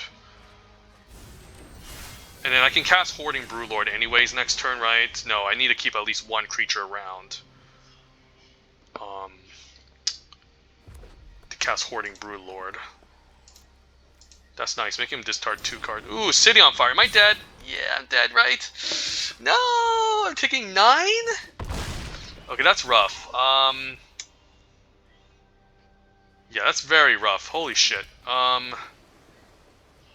If I flip this over and bring out Hoarding Broodlord, then I can trade, or I can chump. I guess I want to trade for the Thunderhead Squadron, which is kind of shitty, but then I do get a card off of this. I can also find a way to bounce this eventually. Yeah, I think I still have to go for it. This is so rough. Oh my god.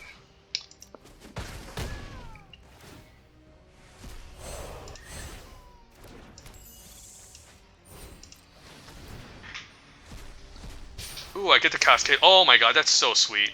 Yeah, this is so sweet. Holy shit. Okay, so now I don't have to worry too much. Ooh, Temporal Cleansing on top. But do I want it, though? I guess Artistic Refusal, but I guess he can... I guess Vanquish the Weak would deal with it. Yazumi Informant. Yeah, I guess I want Vanquish the Weak to deal with Fist Flyer. And then I can block one of these, take 4. Hopefully he doesn't have removal. If he has removal, I'm screwed. Okay, that's fine. We can vanquish this and attack. Yeah, let's vanquish this. Yep.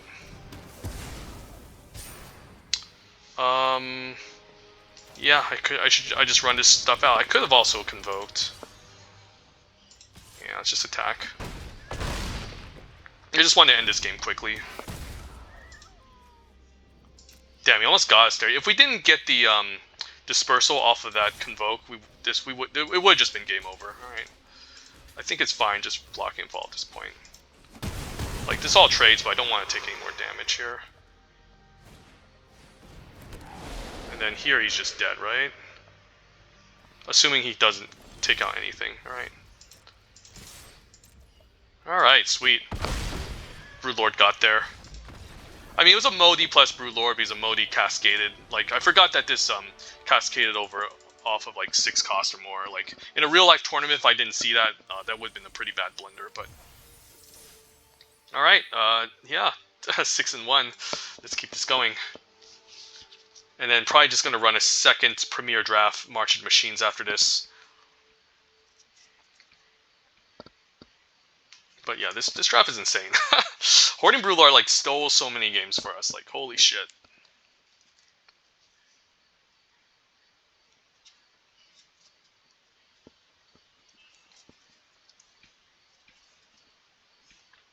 There was a term for the C double, which, you know, I could have potentially like copied like Agar and attempted trade, because by copying the Rouse Reinforcement is almost like a 2-for-1 myself for like a 3/3, which was not very efficient at all, but it was the more safer approach in case he had like some sort of spot removal he could use. But maybe it was still right to like copy his Agar and attempt to block with it. Otherwise, I would have just been taking too much, and I just lost my Final Flourish for, you know, almost nothing. For just one card. Final Flourish and C double for one card. I got like a 1-1 out of the deal, but yeah, it still sucks.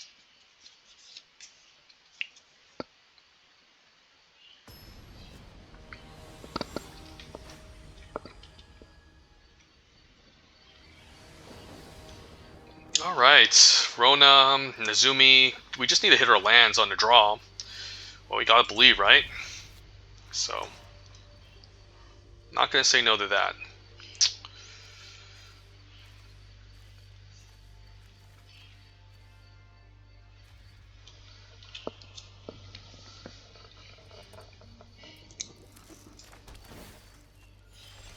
Good game. Wow, that's pretty cocky. He's already like turn 2 good game. Alright. Alright, Rawls Reinforcements. You could have Volcanic Spy, but we just run out Rona to block these 1/1s. Yeah. If he attacks with both, I'm not blocking. Might have a Volcanic Spite, maybe a the 4-mana deal 4 at Convoke. He just keeps making 1/1 tokens. Sure. I guess now's a fine time to run out the Informant, play out Island for bounce. What's his single red for? I don't understand. I guess he has Stoke the Flames. Yeah, he has Stoke. He's probably gonna tap out in a turn to take out my Rona. Right, Preen Champion's gone at least. And then the question is, like, if he tries to take out Rona, do I lose? I think I do. Like, I don't like losing lands. Alright, never mind. It's just a meeting of minds.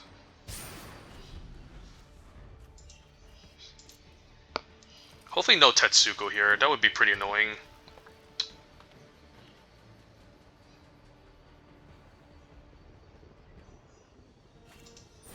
Alright, the flyer is annoying, but I can bounce it. And then scry. Yeah, I think I do this first before I loot. Alright, let's bounce this back to his hand. Collective Nightmare doesn't deal with this flyer, but it's a good card.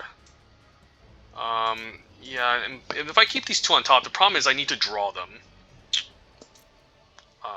Eyes is good. I can Eyes and bounce again next turn for Dispersal. Draw my Collective Nightmare in case he has like some sort of annoying creature.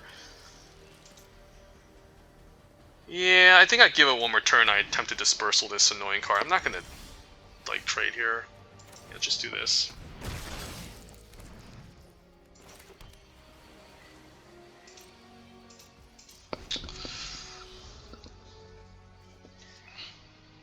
And hopefully I can get a counter spell on top, like Artistic Refusal.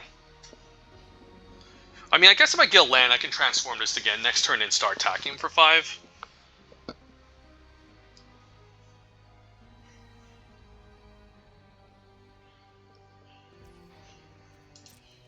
Does he just pass the turn? I guess he does. I'm just gonna pass the turn then. Or I might just run out land and just pass. I could also just run this out and attack for 3. Like, if I transform it kills it, then this is a problem. So yeah, I'm just gonna transform and attack for 3 then. Keep up Dispersal, keep up Collective Nightmare. I'm fine trading for like 3 of these tokens. This way you can't really cheat out his dragon.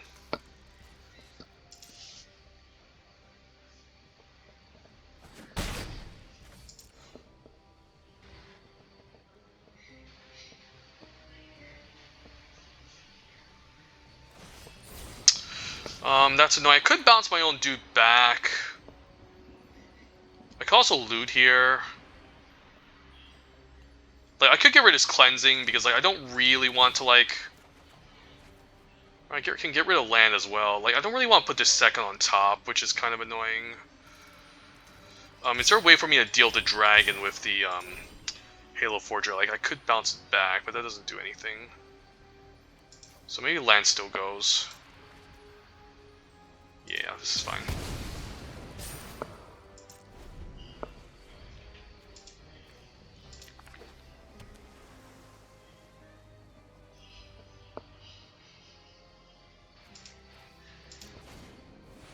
Champion's fine. Alright, so he's gonna try to cheat out the dragon with the champion and everything.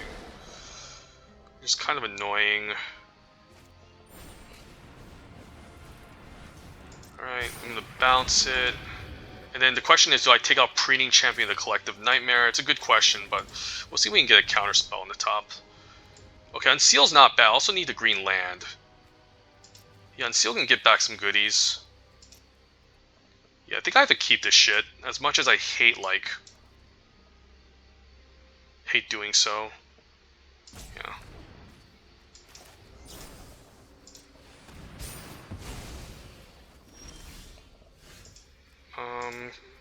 Okay, Cleansing. Can also attack for 4 here. I guess I can play this for 3 and cast something for 3. Yeah, I'm gonna do that.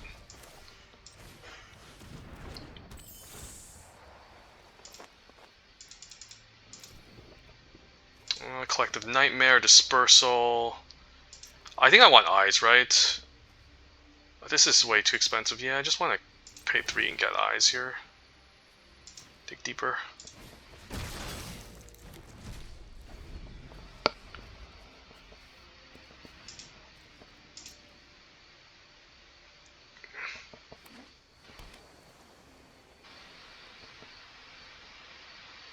Like, if he tries to swing out here, I'll just swing back for 3. I guess I'll be taking 8. That's annoying. He's keeping the 1/1 tokens back. That's also annoying. I'll take it. I'll just bounce this back then. Ooh, Modi's good. I'm just gonna cast a Modi then, right? Ooh, I could... No, I can't do that. Yeah, let's just cast a Modi. Oh, wow, that's sweet. That is so sweet. Alright, and then I could also bounce this thing.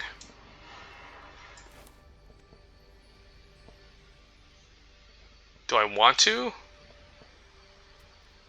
I could force a chump. Yeah, if I bounce this thing, his 1/1 tokens can then attack. I think I swing here, right? And then force a chump, and then I guess he can attack back with his 1/1s, which I don't mind trading for. Let's just do this. Force a chump. And then I'll trade for one of his 1/1 tokens if he decides to attack.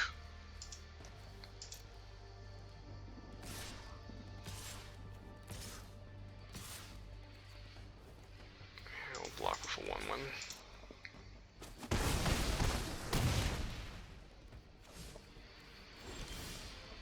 Right,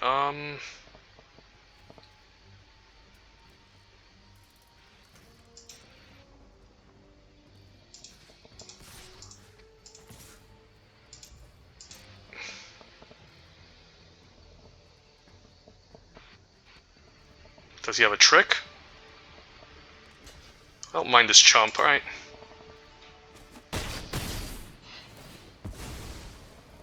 Ooh, one thing I can do is I can Temporal Cleansing and make him mill his, yeah, make him mill his, like, dragon. Okay, he's gonna counter this with, like, Artistic Refusal, right? Alright, that's pretty annoying. Alright, sure.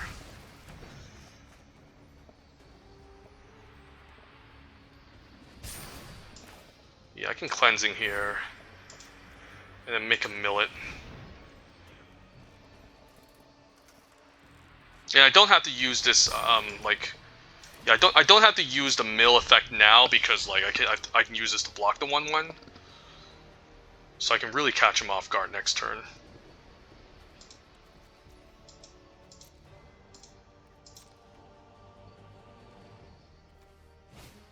Right, Strobe Knight's fine.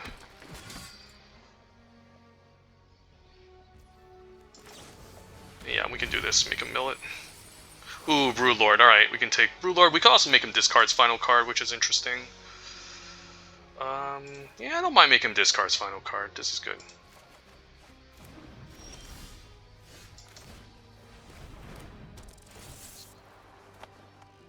Just a land. Alright,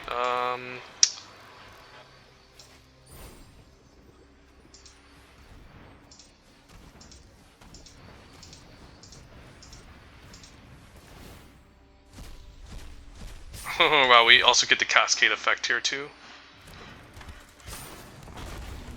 And then we can cast Vanquish the weak. We can also try to attempt to cast Sea Double on a Hoarding Broodlord again, which is kind of insane. I think we do that just for funs. Yeah, let's just do that again. Oh my god, this is so fun. And then we just get back Vanquish Reek, right? No, we just get back Final Flourish.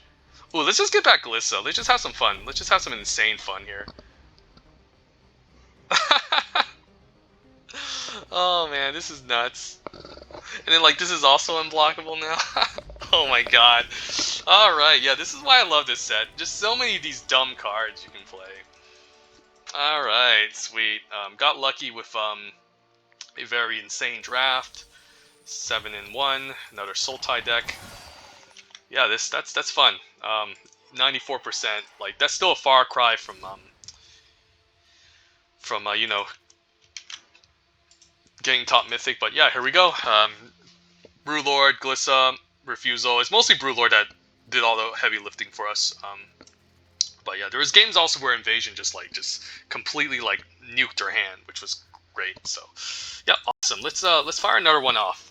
Claim our prize, do another draft, and then I'm gonna be back. I'm gonna grab something to drink. One moment.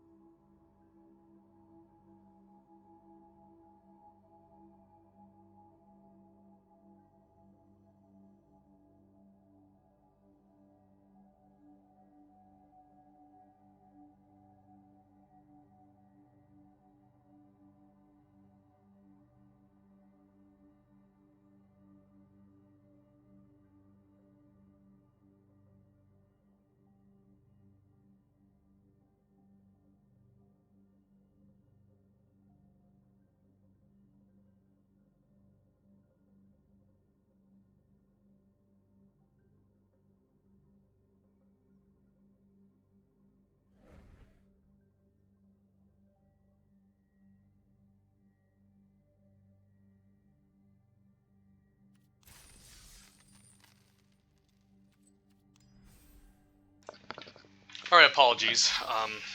Took longer than I thought, but yeah, we're gonna get our second draft underway. But that was a fun match. That was a fun draft. Like a Modi, like cascading off of Hoarding Brewlord were just the biggest highlights of most of our games that we had. And then that C double at the end, copying our Hoarding Brewlord. That was just game over. Alright, what do we have here? Pack one, pick one. Alright, this card's fine, but not going to take over the best mono blue uncommon here, Artistic Refusal. The reason why I say mono blue is because the Invasion of Amonkhet and I think Marshal of Zhalfir are higher in terms of win rates. But this is still a really high win rate uncommon. I think it's definitely a lot higher than Ozolith, which, believe it or not, this is actually a pretty good card. If one or more one counters we put in the artifact that many plus, yeah.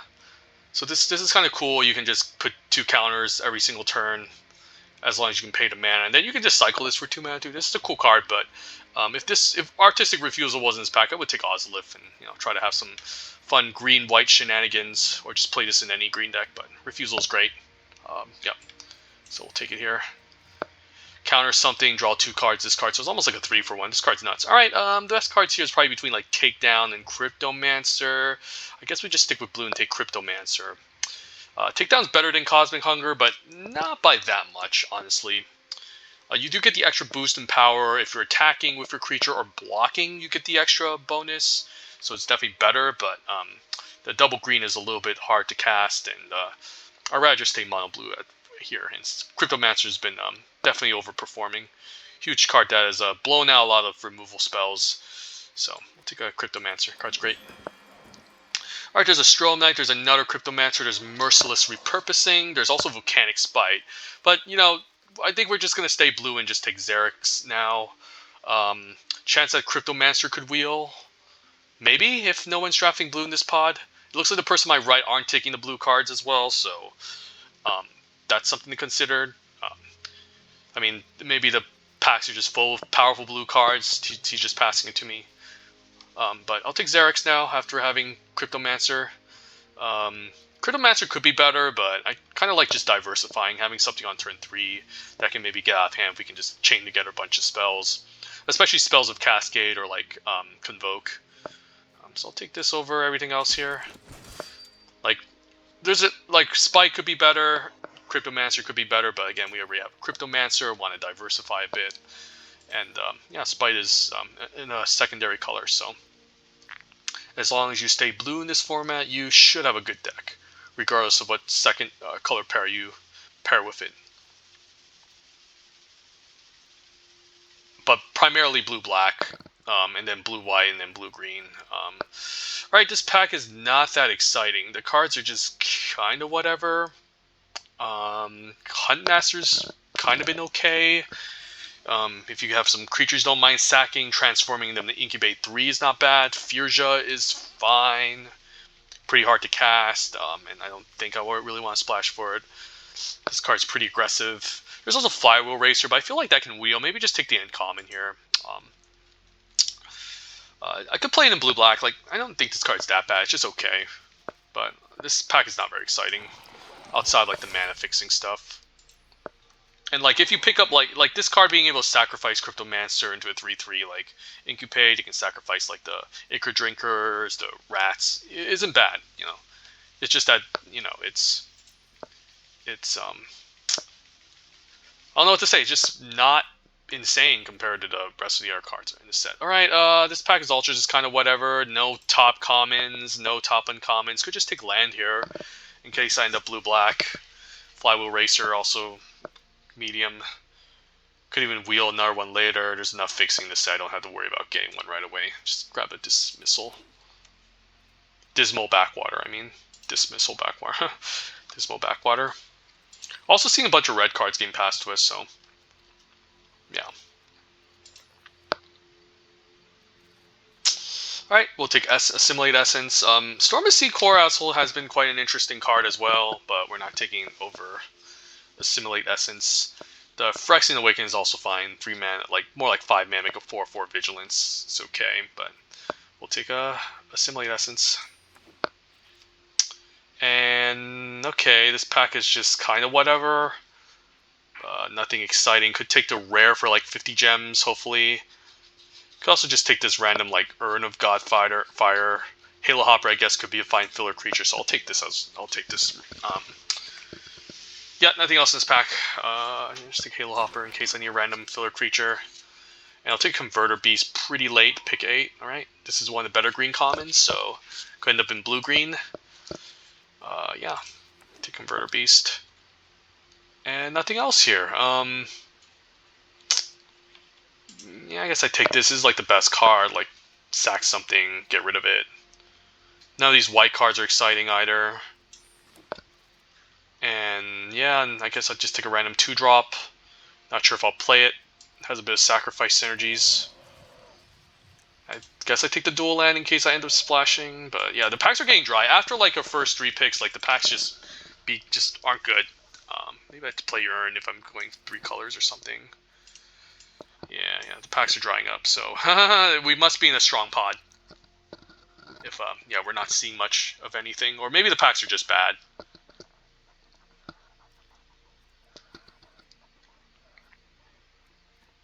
Like we saw this card kind of like late pick 5, so person on our right maybe isn't drafting blue as much, so that's good. And if we cut off blue as much as possible from our direction, maybe they'll also reward us with blue cards in the next pack.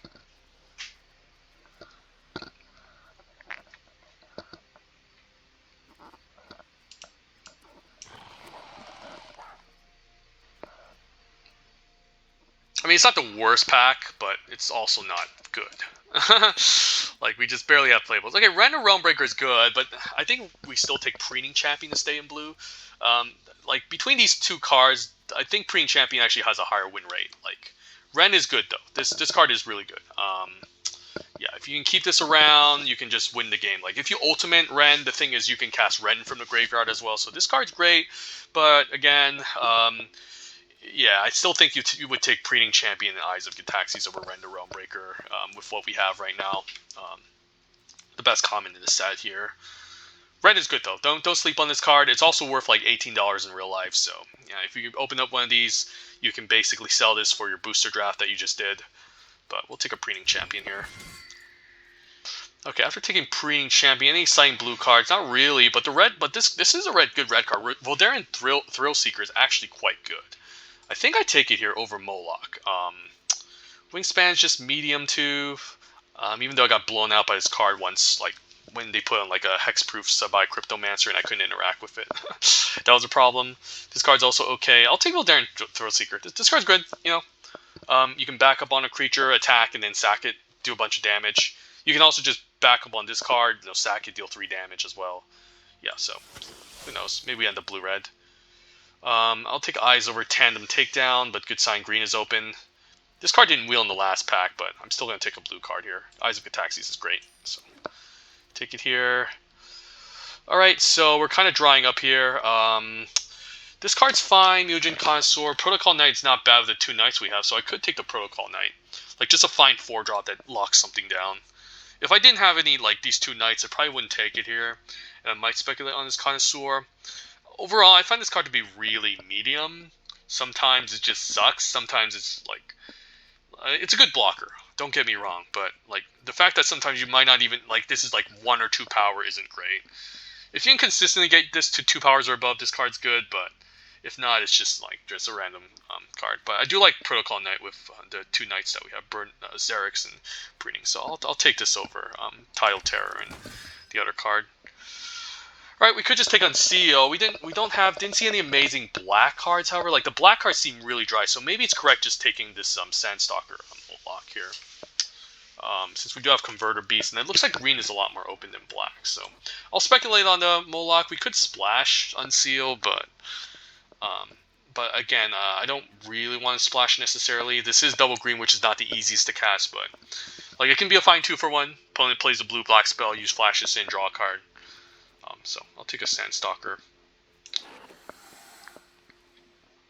And alright, nicely, we got rewarded with an Invasion Pie. Really, this card is pretty good. Win rates, if you look at it, isn't that great, but like this card, I like the fact that this card just replaces itself with a land or double face card. If you transform this, it gets a 4 for trample. So I've been pretty impressed with this card actually. Nothing else in this pack I like. So yep, luckily we decide to step into blue-green. So maybe we splash some black with the Dismal Backwire if we pick up like Invasion of Amonkhet or like Halo Forger. Yeah, just like the best card in that pack with this was I could splash for Elvish Vacuum, but this card's actually pretty good. This is a card I don't mind splashing for. Like win rates is like up there with the top uncommons. This is also fine. This card's fine, but Vacuum's pretty good. Alright, can take Thespian. Could just take Dual Land as well. I do like the Thespian as a fine 2-drop, though. The Dual Land does help. If we're splashing black for Elvish Vatkeeper, so I should maybe take it. But, like, this card is just really solid. I'm going to take the Wary Thespian here. Just like having this on turn 2. And we don't have much to play on turn 2, so... Like, we already have one. Like dual card land that touches Elvish Vatkeeper, so they need to prioritize the second one. Even though, again, the second one would help. I just like to have this on 2. Just a 3-1 that hits hard and, potentially trades. Alright, I'll take an Invasion Zendikar if we're going to go deep. Like, this is also a fine card to play as well. 4 mana to tap out the Fix and Splash isn't amazing, but the fact that it finds 2 lands is not bad, so I'll take this. Good Sign Green is also open that we're seeing this late as well, so... This is fine. Yep. So if we pick up any like bombs, we can easily just run them now with Invasion of Zendikar. Like Like if we open up Chandra or Elish Norn, you know, any double red, double white, double black card, we can run this and it can be a fun. It can be a pretty fun card.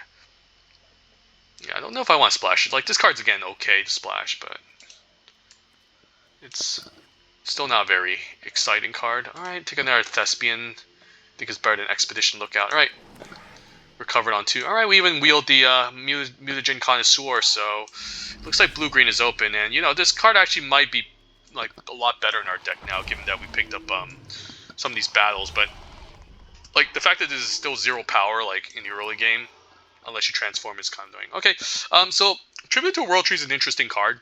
If you can cast this and follow a creature afterwards, it can be quite good, but I might just take Dispersal here. Like, I don't know. I just every single time I face against an opponent playing this card, like I usually just end up winning.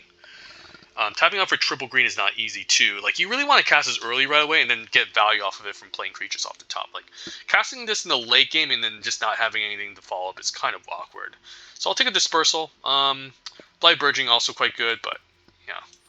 Dispersal is the second best common, has a higher win rate than what we had, so we'll take it. Alright, I don't mind Herbology Instructor. There's also an Assimilate Essence.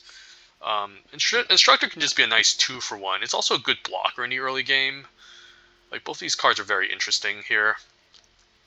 It also transforms, helps my Mutagen Connoisseur. Essence could just be a better card, though, I think. Yeah, this takes a lot of mana to transform. So I'm not sure here. This could even end up wheeling if I'm not crazy. I'm going to take Assimilate Essence. I think it's just a better card over land, over Herbology Instructor. All right, this card's great. Yeah, Invasion of Ixalan, great rare. Just basically enters the battlefield, just draws a card. And if you can flip this over, it becomes like a 4-3 indestructible whenever you cast a spell. So this card's great. So Invasion of Ixalan, great pickup. Good sign that green is open. Another second Invasion of Zendikar might be too much, so I'm just going to take this Overgrown Pest. That's a good 3-drop. Yep, fine 2-for-1. Good card.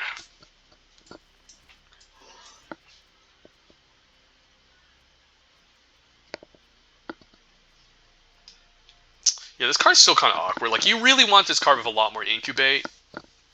Like, it's like theoretically this could flip over, and then this could help the Mutagen, but like the thing is you have to still flip this over to give this power. It's kind of awkward having a 0 power flyer and this out in the same turn. So might not play Mutagen Connoisseur.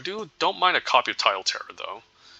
Ayara is not a bomb I really would splash for. It doesn't really have any sacrifice synergy in this deck, so I don't mind a Tidal Terror. Helps us fix for a color. It's just a big chonky creature that can like gain evasion in the late game and like knock out some of these battles. I wish we have a Modi too. A Modi would go pretty well with these 2 cards. Hopefully we pick up a 5-mana Modi. That card did a lot of like work in the last draft that we did. Like I might not even play this Elvish Vatkeeper because like if you don't have a bunch of Incubate, it just kind of sucks, you know. And we don't really have that much Incubate. Like 1-2 plus a Modi, yeah, it's probably not worth it. It could just be this like blue-green style like tempo-y like beatdown deck. Should I splash for Vanquish? Probably not. It's just a little bit too conditional again. I'll take a second, third Wary Thespian. Not sure if I need to play 3 copies. Like I might cut this for something better if we find a better card later on, but right, I'll take a Arachnoid Adaptation. Pretty impressive trick. There's another Protocol Knight, but I think I only like 1 copy with a few Knights. And yeah, I've been pretty impressed with Arachnoid Adaptation. There's also, oh, I'll take this 5-drop here. Yeah, we could use a Tangled Skyline in this deck. Eric's Methus is a little bit too expensive. I mean, like, it takes too long to turn this into a 12/12, to be honest. So I think I just like the Tangled Skyline over, like, Cryptomancer. Could just use, like, another good top-end creature, gain some life. Right, I'll take a Arachnoid Adaptation. And then, yeah, nothing else here. I might not even splash black, honestly. Like, maybe I do just play the stupid Mutagen Connoisseur that just does nothing. I mean, not do nothing, it's just a good blocker. Just run this out. Occasionally, this, like, does hit, like, for 1 or 2, or it just blocks very well, so I'll just run it.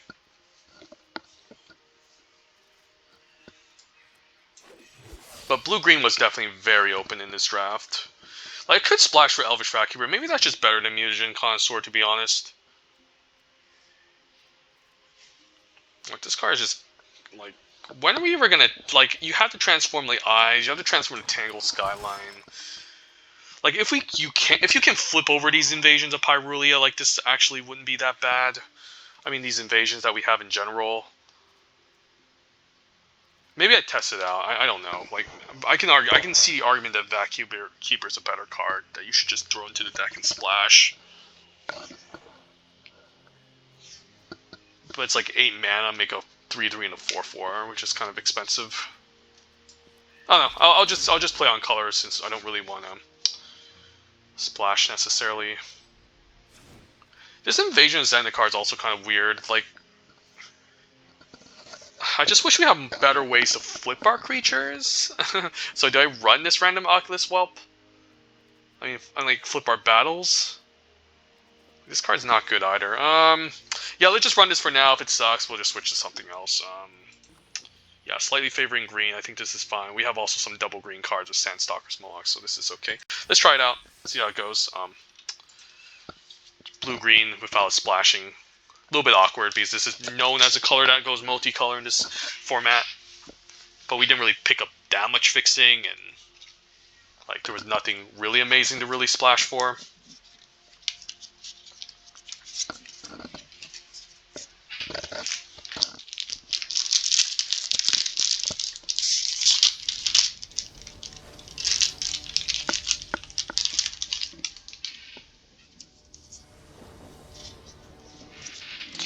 Alright, Ixalan 2 or Assimilate, I think I'll keep. I might even like hold on to this on turn 3.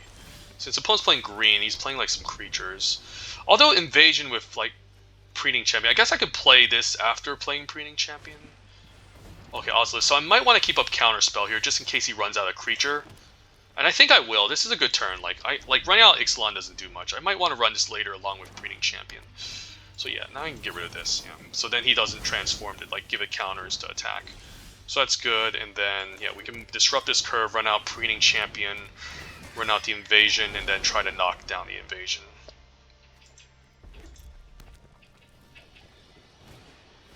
Alright, that's fine. Although he gets a shit ton of mana here. So alright, let's just run this out. I could also transform it right away. Interesting here. So if he's playing black, this can get me value, but he's also playing red-green.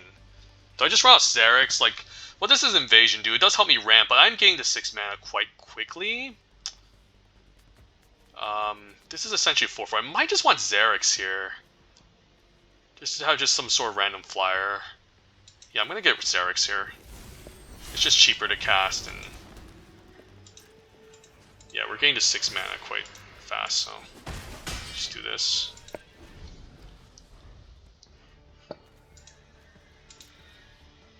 And this does give like some more flying. I'm not sure. Hopefully he doesn't drop a bomb here like Yadaro or something. Or Clisting Dawn. As I say that, he drops a Clisting Dawn. Alright, that's gonna be a problem. Yeah, that's gonna be rough. Alright, run this out. I think I attacked for 2. Flip it over, and then question is, do I run out Strobe Knight, do I run out Overgrown Pest? I think I run out Strobe Knight because I could potentially double spell eventually.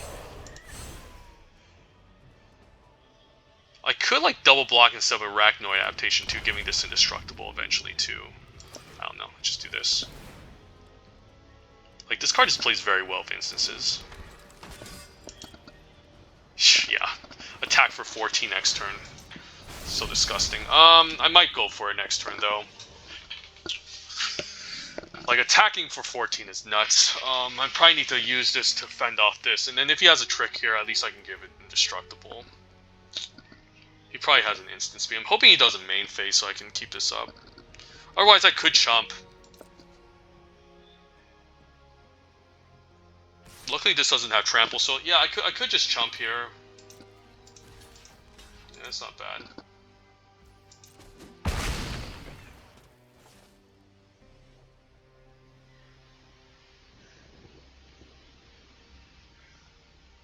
And this could just make 2/2s all day as well. Alright, Rada's fine. Don't care about Rada. So what were the choices? I think it was like, what? Was it like, I could make the 7/7?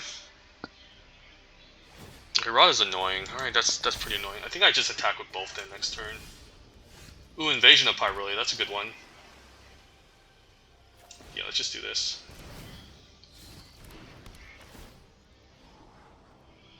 And we can draw the land. Do I want to Assimilate Essence? I mean, I'll draw it next turn along with Eyes, I think. I kind of need a way to bounce these damn tokens. So probably don't need Assimilate at this point. He has a shit ton of mana.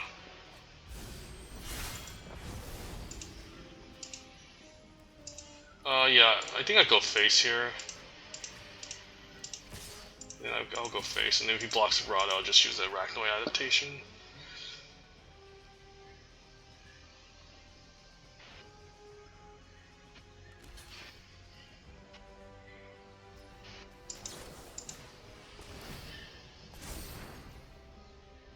Yeah, let's make a 2/2 so we can chump.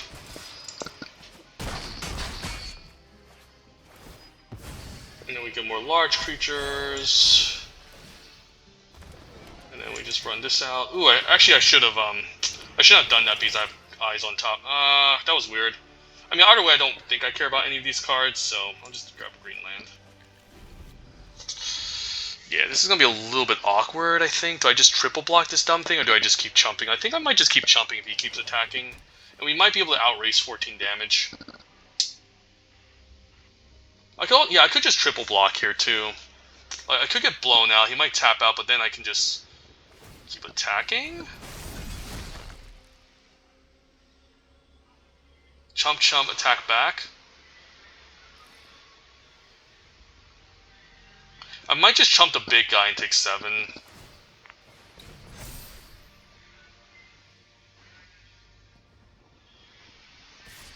Okay, if he's gonna attack for 1, okay, he's gonna attack with both. I might take 7 and swing back. How much damage is this? 4, 5, 6, 7, 8, 9, 10, 11, 12, 13, 14, 15. I think I just chump once.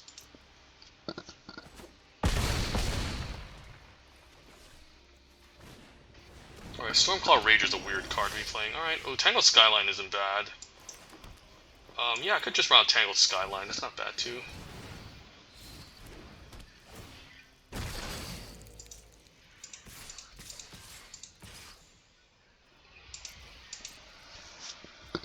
If I could double spell, that would have been great, too. I can make a 5/5. I can still chump this, take 7 too, which isn't a bad idea. Like, I can just keep chumping. Ooh, that's a good one. Alright, I guess I might need a double block now. I could still chump.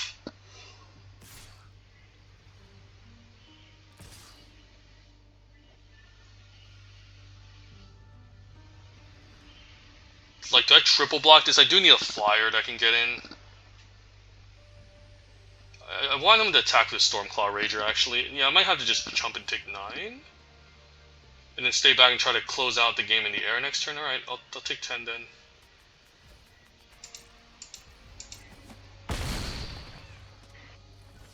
Alright, so what if I swing all out? He has 3 blockers on the ground. Let's see. 3 blockers, so he can block, block. I guess we win with Arachnoid adaptation, so yeah, let's just go for it.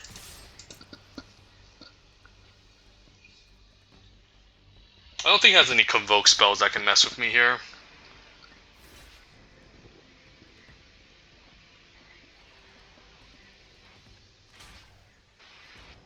I guess this is lethal. I don't know why he's blocking like this. 4, 5, 6, 7, 8. Like 4, 5, 6, 7, 8. Alright. I guess I just let it happen.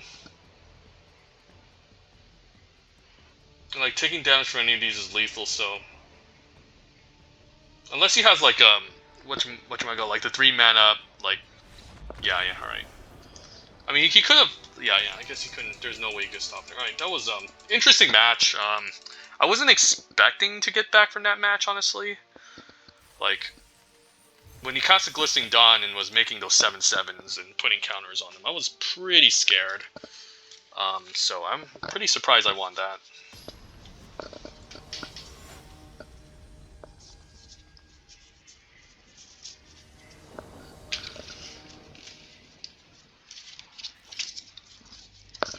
Alright.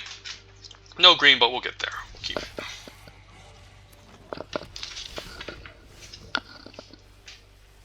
This might just be like the other game. Oh, I guess we'll try to counter anything on turn that he plays on 3 and then run out like Breeding Champion Eyes. This card's good.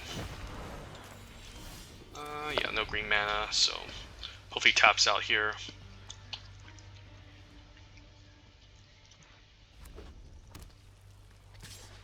Tap out, please. Play a creature. Right. Oh, I can't counter it. Oh, okay. But Breeding Champion does line up well against it, so I don't mind it. Question is, do I block his 2/2 token? The thing is, I can eventually just block of a larger creature. Ooh, this Invasion of Ixalan is really strong. But I should be able to block his crap. Ooh, this is a scary card too, the Fearless Scald. Like, if he brings this out and attacks, I might just block with it too. Alright, he's playing this instead. So luckily, I might keep up Assimilate Essence here, given that he has the Fearless Scald. And I think I will, because he might cast that next turn, and that's going to become a problem.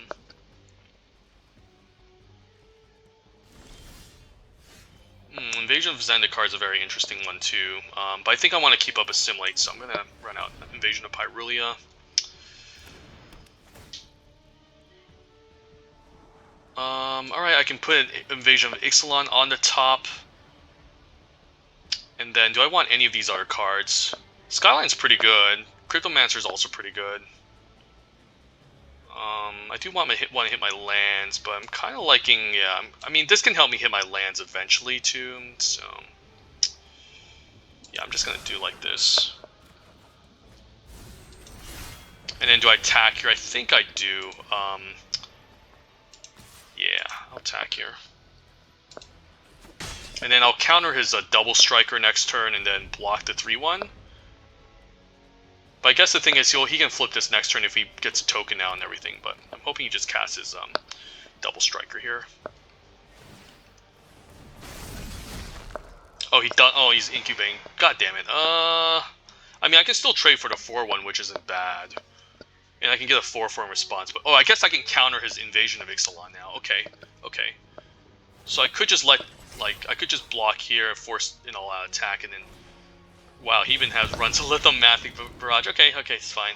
The double strike is a huge problem though, but I can't let this thing go off. Like, it's gonna be too scary.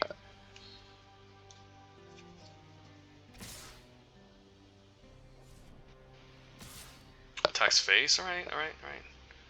It's very often that not often I see people playing a card like this. All right, what's this? Does he attack with a 3/1? Oh yeah, he's attacking like that. So I counter this creature because it's too scary to let resolve. The double strike is annoying, but I can run like a Converter Beast and get rid of it next turn, or at least like mess with it.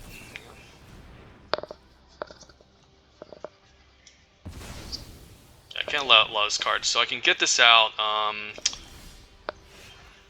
Run out Converter Beast. I could also just run out Eyes and then chump with a Sabai Cryptomancer.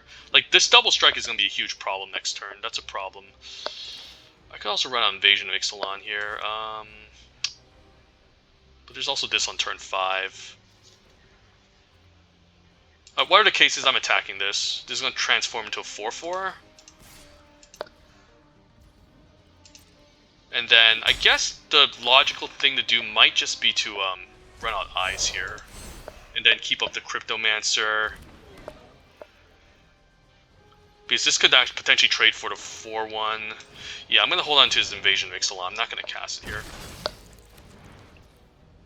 Just pass. Yeah, he's going to give one of his dudes double strike. I might just block with the 4/4. Yeah, he might just give this guy freaking double strike, and I might just take 8 actually. It's not bad. Like, this is gonna be annoying later on, but hopefully I can deal with it. And then I can just transform this end of turn as well.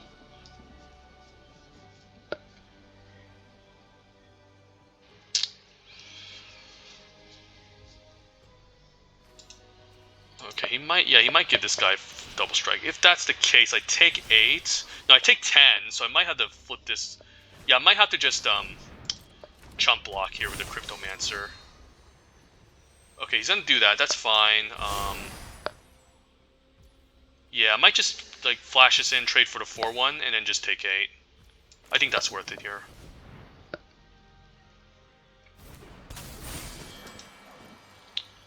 Ooh, one thing I could have done is I could put a counter here and then nah, and block the double strike. I'll take 8.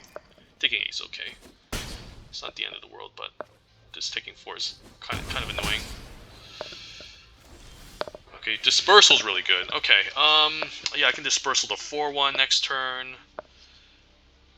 We're kind of missing lands. I might just play this Invasion, get a land, and then try to attack with a 4/4 into it. Like, if he double blocks, it's fine. Yeah, I'm going to do that. And then if I give this, like, I'll take a second green source. Yeah, and the thing is, if he doesn't block this, then, yeah, I just get a 4/4, so. I could also attack with both. Although this is pretty good against the 2/2, so I'm gonna attack like this and see what he does here. Alright, so now I get an indestructible creature, and now I can keep on my instances too and give it indestructible, so that's nice. Yeah, we'll pass the turn. Block here, can block here, get indestructible. If he tries to transform this, I can bounce this as well. So yeah, that can mess with him. Yeah, this messes up his whole entire turn. Protocol Knight's not bad.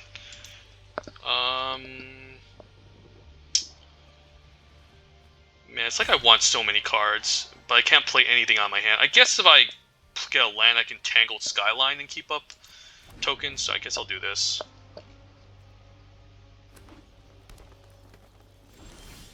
And I can also attack next turn too if I want to. I don't know, just run this out. This card is just so good.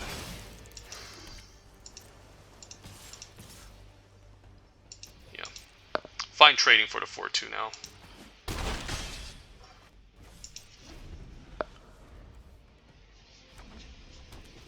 I guess he can play this and transform it now and take out my Brondon. Fair enough. Oh, he's not? Alright, he's making a 5/5. Very interesting. Is he attacking a fall?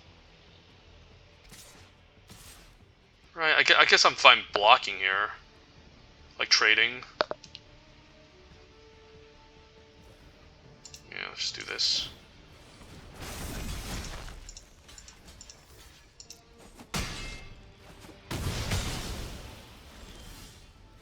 Protocol Knight's not bad. I can lock this down and then attack.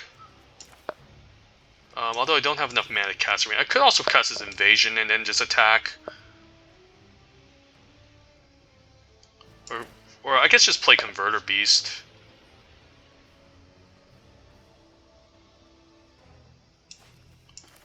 Invasion, make a 3/3 attack with Belligerent Brontodon. Get a 4/4. Yeah, I think I'd do that.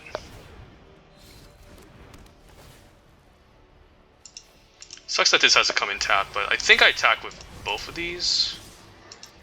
Because this can trample over. Yep.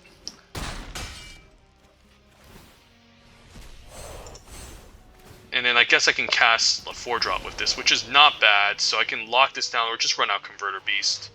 If I run out Converter Beast, I need to chump, so I think I just run this out. And yeah, this tapping this down is pretty good.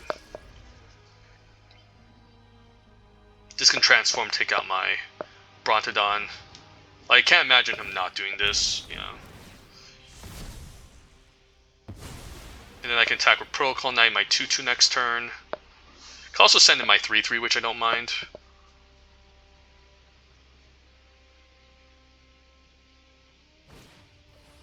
Interesting. Huh, how does this deal 5? Oh, because it's a blue card, makes sense. Alright. I'll take that. Arachnoid adaptation, that's pretty good. Alright. Keep swinging.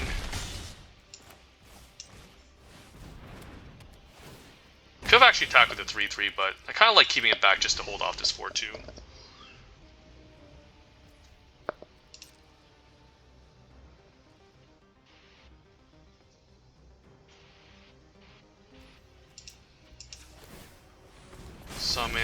Summon, get a Arachnoid adaptation. Zarek's Strobe Knight's pretty good. I think we just swing these in. Yeah, just do this, do this, do this, do this. If he double blocks, I can use the adaptation to get a nice 2-for-1. I mean, this is a 2-for-1 regardless, so.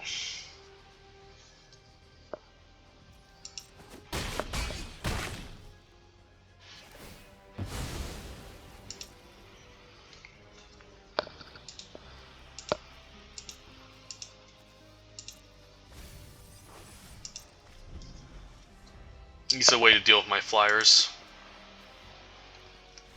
Yeah, it's not often do I see this card actually being played and being quite effective. But it's a good hate card for the sideboard, but not something I would main deck in this format necessarily. But yeah, currently 2-0, not bad. With a deck I deem quite medium, to be honest.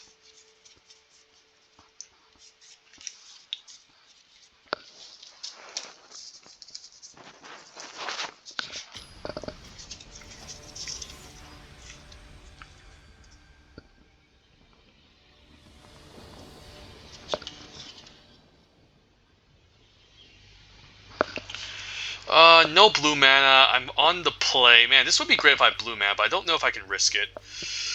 Yeah, this is weird. I think I still try to keep this. Yeah, I don't like mulliganing on the play, so I'm gonna risk it here. Like, we either win or we lose. I just need to get this blue mana, single blue on turn 3, and we should be good. Nope. But maybe on turn 4 we can drop a Converter Beast. We'll see. Blue mana off the top. Come on. Red Black Sack. Could see you could have that Invasion of Azgul. Alright, this is a good card. Especially when we don't have anything to trade off for it. Alright, nothing. Asking you won't receive. Alright, hopefully he doesn't transform this thing. It would be pretty annoying. I guess I wouldn't mind transforming because I can then make a 5/5 and actually block this and then sack the 0/1.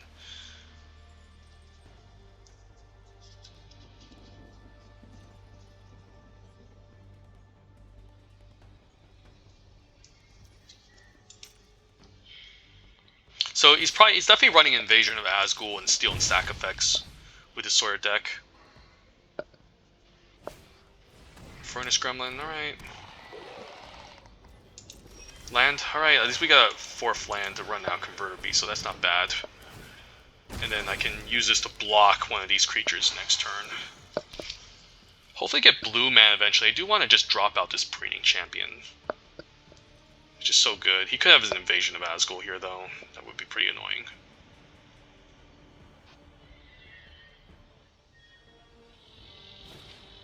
Scornblade Berserker. Alright, that's a good card, too. You could even sack this end of turn just to draw a card and incubate. Alright, Aetherblade Agent. Alright, blue mana, no blue mana. That's rough. I can Surveil for blue mana, so I'll take that. Alright, we'll keep that on top. Say go, and then the next turn I might have some good blocks. Like, this can trade off for the 3/3, this can block the 2/1. So we're in decent shape here. It's not over. No removal, please. He probably has removal for his 3/1. But it sucks because I do want the second Surveil after I draw my island.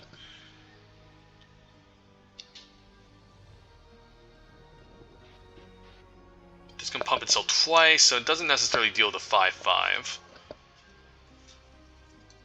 I'm down to just trade here. If he does attack the 1/1, the question is, do I trade or do I wait until he transforms? Might just trade off here. Like, I mean, although this does block his 1/1 and forces him to trade to transform. Opponent must be removing, like, he must be holding on to some removal and then, like, deciding where or not he wants to use that removal spell.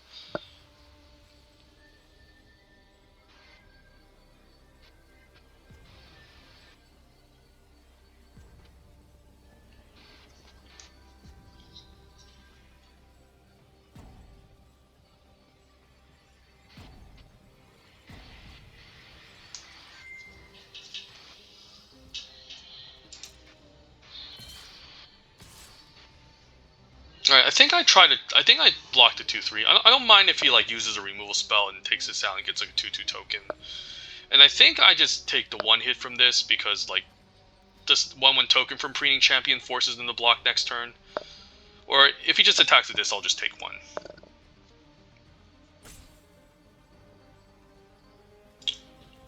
Yeah, I'll take 1. It's not a big deal. Alright, this is a problem. Yeah, this can deal 2 to me every turn, so I need to deal with this eventually. So, yeah, I think I just run out Preening Champion here. I could also run out Invasion and then, like, Pressure and then force him to block this Invasion of Pyrulia. But then he can just chump it, so I'm just gonna run this out. Pretty good. And then... oh, I also keep up Artistic Refusal, so that's nice. I can still keep up 1 creature up if he decides to cast something I want an Artistic Refusal, so that's not bad. I probably want to keep the 5/5. This Onyx Javelineer is a problem, though, so I might need to 2-for-1 myself with Adaptation to take it out. Alright, that's annoying. I think I actually counter this. Yeah, I think I do. I'm fine countering this.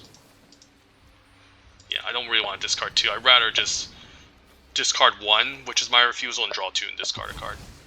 Yeah. Plus, with his Onyx Ogre guy, he can just like, unleash this eventually. Alright, so nothing. Alright, yeah, I'm fine just running this out, and then attempting to trade for the Javelineer. Ooh, Invasion of... ooh, Dispersal's good too, the next following turn. Yeah, I think I like this.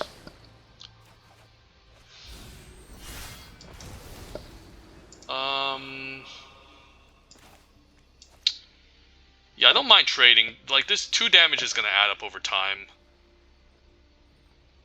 I don't want to cast it yet because I do want my Dispersal, so I'll trade for the 5/4. I'll 2-for-1 myself. Like, pretend, you know...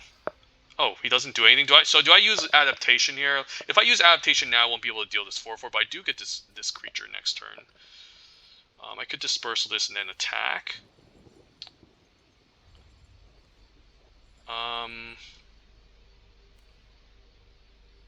The problem is he has this dumb Death Toucher, which is a bit of a problem I need to deal with eventually.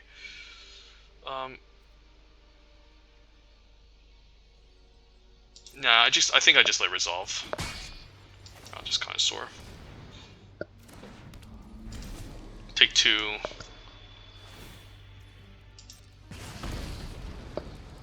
And then I can decide to Dispersal this next turn, attack this. Another Aetherblade. Like, I can deal these Aetherblade agents quite easily. It's just this annoying Javelineer, which is a problem. Alright, I could just run this out now.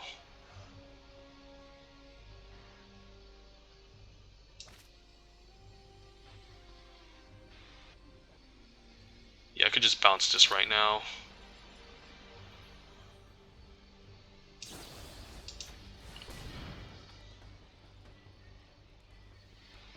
Yeah, the 2 damage per turn is annoying, but I think I do this. Alright, don't need lands. Could just play this out now. Ooh, Protocol Knight's not bad. I'll take a Protocol Knight.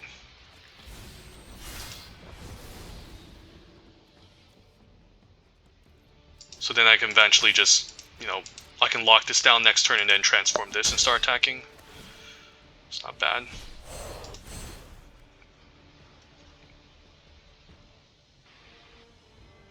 Might have a removal spell here now. Alright, that's pretty good.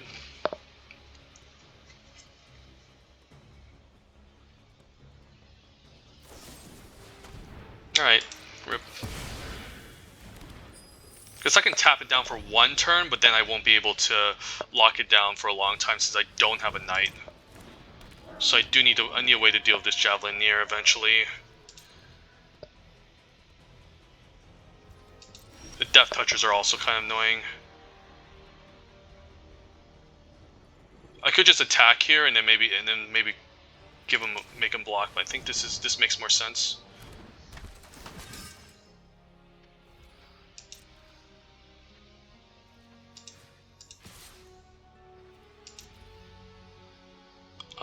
Do I just use this? Yeah, I think I do.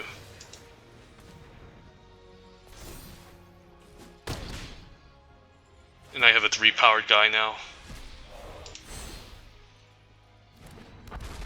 That can start getting in. That's really nice. Oh my god, are you kidding me? Come on, that's so annoying.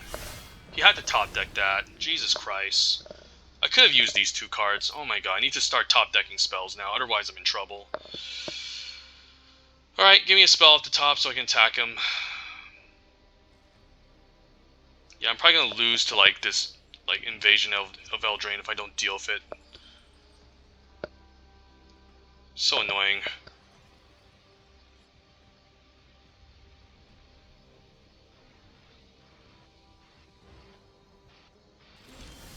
Alright, that's a good one. I'll take the invasion of Zendikar.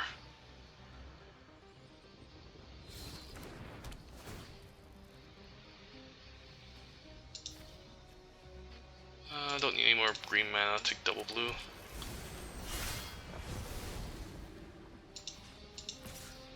I could try to go face with this.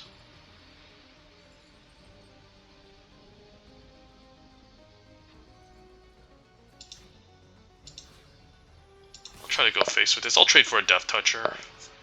Death Touchers are getting really annoying.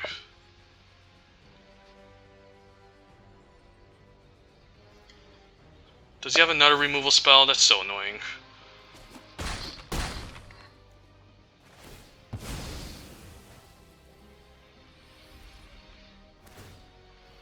Oh, he's attacking face and not battle. That's very interesting.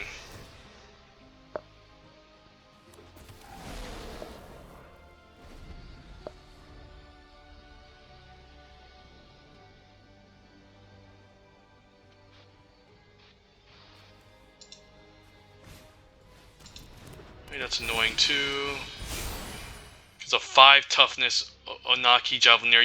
Yeah, this is the problem with like blue-green. You need like removal to deal with this thing. I wish I had a tandem takedown this deck.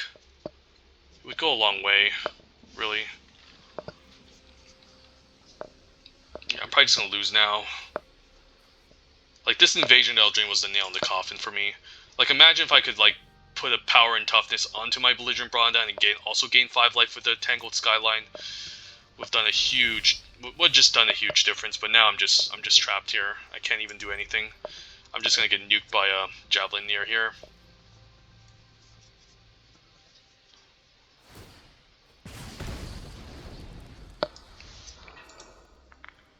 So yeah, this card's actually a lot better than one would expect.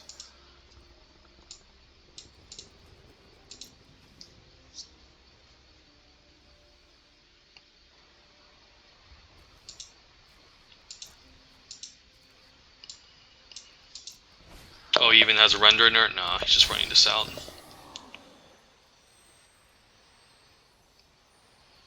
The problem with blue-green again, just not any creatures. Yeah, I'm just screwed here. Alright, I'm just gonna concede. This is a waste of my time. I mean, yeah, the problem with blue-green, just not a lot of removal. Like, there's ways to like balance things and counter them, but like if you don't have that, like you're just don't want to say you're screwed, but you have you're gonna be a lot hard. You're gonna have a lot harder time than like playing like black, which has like Deadly Derision, Final Flourish, etc.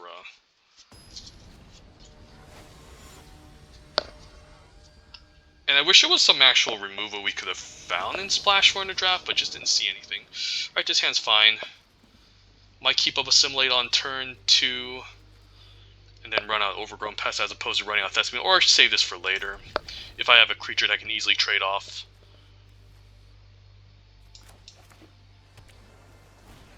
Okay, Omen Hawker is pretty scary. I might not run out this Thespian because I'm not sure if I want to trade for an Omen Hawker. Wrath is good too. This card's good. Darn.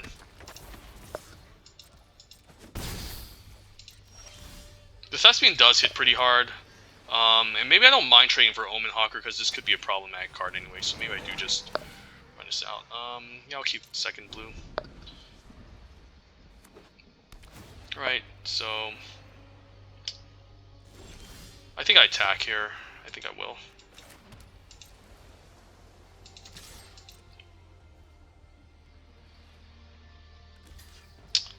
Not gonna use any tricks here. Alright, that's fine. Alright, so you can't tap for any creatures anyways. I'm not gonna use Arachnoid Adaptation. Doesn't seem great. Do I want a second Arachnoid Adaptation? That's a good question. It's pretty good against like blue-white because there tends to be some flyers actually with Breeding Champion, but I think I can let go of one. Do I play out Mutagen Condstorm? Yeah, I play out Overgrown Pest because their chances 1/3 is more likely to block, and then I can like get them with it. So let's just do this. Yeah, these cards are just fun, kind of whatever anyways. Just get a second green source.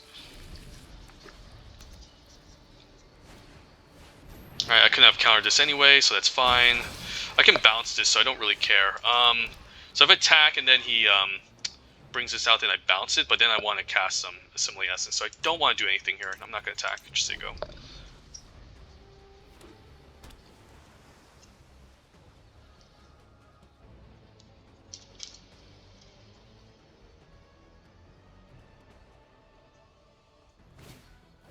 Tetsuko, this is going to be a problem actually. I think I counter it. Tetsuko's really good. Especially in like blue-white with all these like 1 toughness creatures and 1, yeah.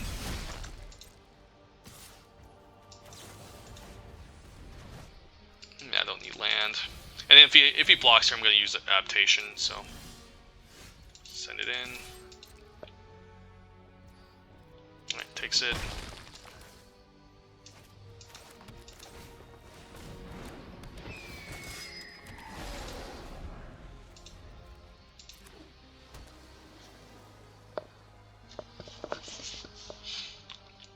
This card's a lot better in DMU.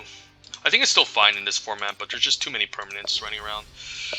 So now that he keeps up all his mana, I'm not sure if I want to even attack with this 2/2. I think it's fine, but not with the 1/1. So first things first, let's just run out this Converter Beast to see how he responds. Okay, it resolves, so I think I attack with the 2/2 and these 2/2/2s, and I'm not sure if I want to use Adaptation, but if he activates Ral in response, then I will use the Adaptation.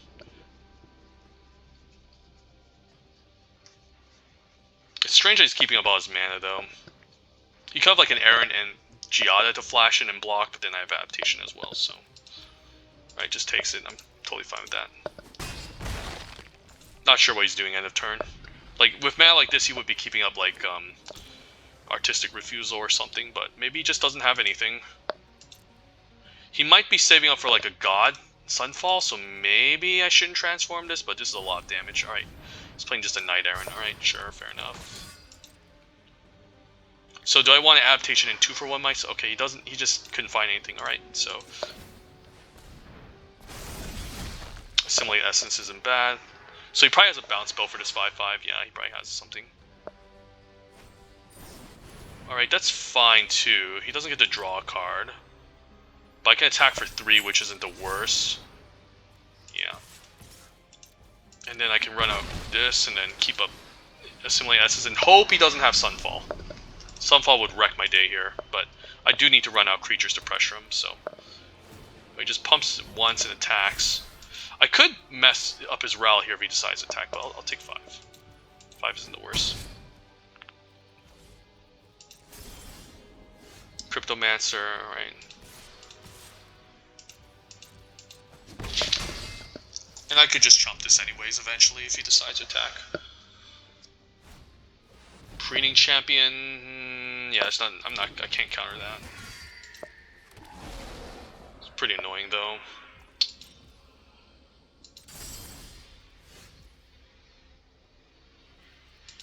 I think I will use my Cryptomancer though if I need to get rid of this, or maybe just I do use the Adaptation at this point. Because I might need to protect my creature. I'm going to use this. It's fine. And if he has like an instant, then I'll just use Cryptomancer instead. Could run out land in case he has Assimilate to pay for this cost. Protocol Knight. Alright, so now I get to... let's see what he wants to target here. Alright, I'll just fletch it in. Pretty nice since now I can block and also... hit for 2 per turn now. And then I can do this. Yep. Alright, we got her.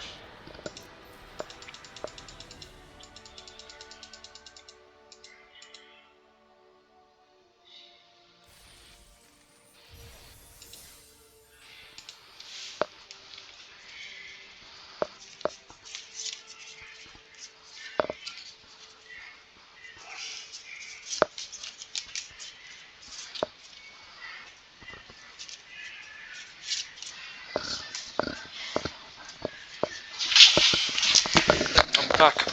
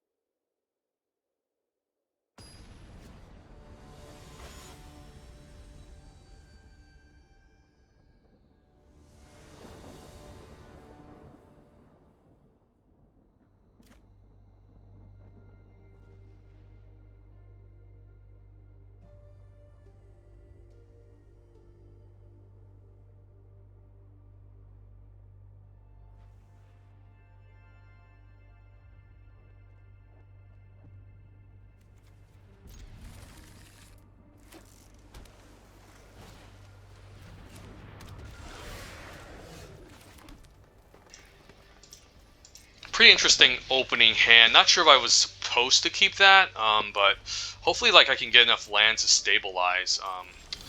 And if he counters, I think I'd run out Invasion over Ixalan in case he has Assimilate Essence, since this is a better creature. Right, that resolves, so I can assume he doesn't have Assimilate, and then I could just draw a land into... Like, okay, so the thing is I'll have to draw a card next turn and then run out, like, Invasion is in the card. Which card do I want? Do I want Xerix? Xerix is a nice flyer. Yeah, I'll take Xerix here. Like, I could just wait an extra turn to, like, draw my Cryptomancer too. Well, never mind. Like, next turn is turn 3, so yeah, it makes sense to draw this. Alright, I mean, play it, yeah, let's run this out. And hopefully I can untap with the Cryptomancer, attack this for 2, take, like, 4 or 3 here. This card's so strong if you can string a bunch of knights together. It gets out of hand. But next turn, maybe I could double spell, potentially, make a 2/2. Like, I could, like, adaptation and take this out. Like, I might want to save adaptation to ambush one of these knights. So that's another problem. Yeah, not sure. So now what? I'll be taking a shit ton of damage next turn.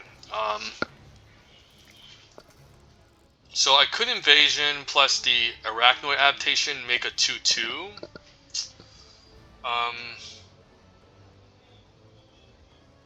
Or we can keep up the Cryptomancer for something, but I think we just round the Invasion of Zendikar here.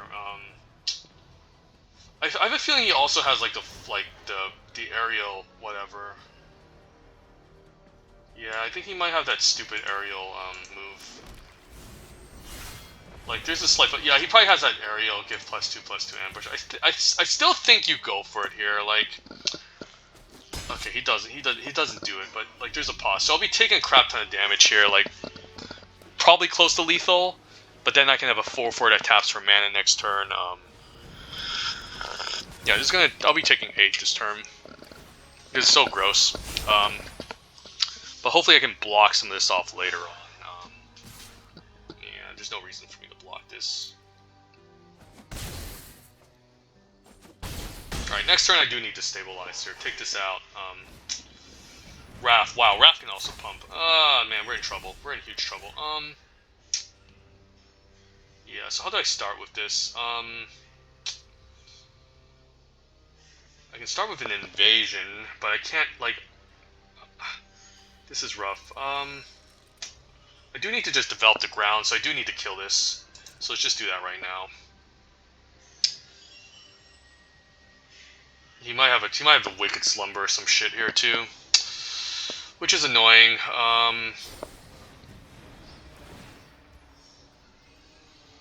Yeah, just Cryptomancer here. I cannot allow this to get tapped.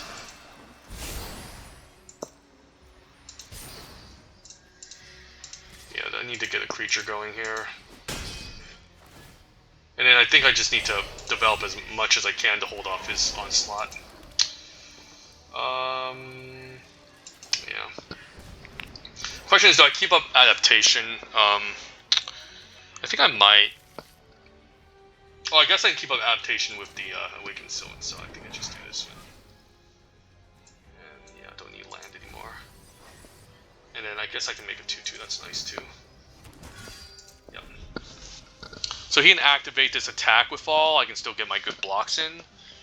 This is going to be a problem, so I might have to chump this and then just block everything else. Wrath is pretty annoying.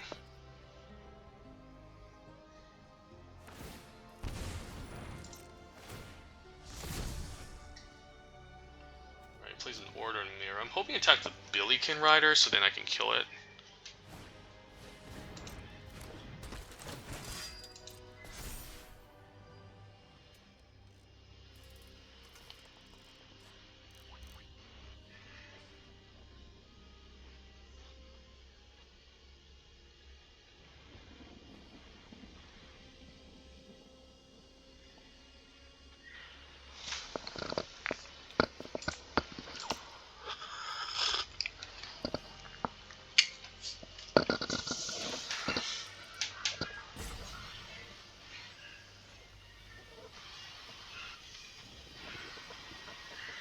Next turn I could swing with this here. He's forced to like block or something. And then I can swing the 3/3 at the I mean I can swing this at this and then swing this at that, maybe.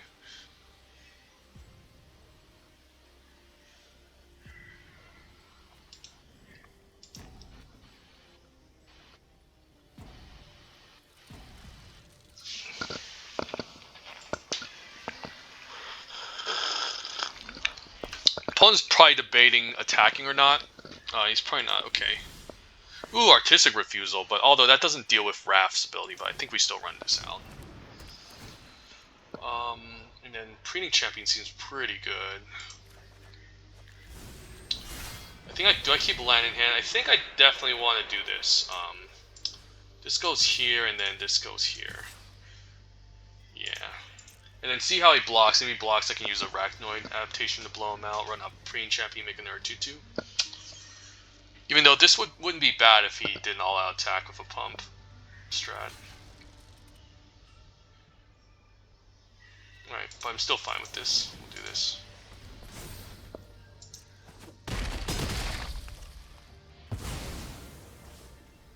And then, yeah, just run this out. Not sure if I should have played out my artist. Yeah, that might have been a bad play. Like keeping up all that. Like I tapped double blue, which wasn't right, and then playing out my land probably wasn't the right thing to do. But we'll see. If he activates Wrath, I think we're still in good shape. We should be able to take over this game.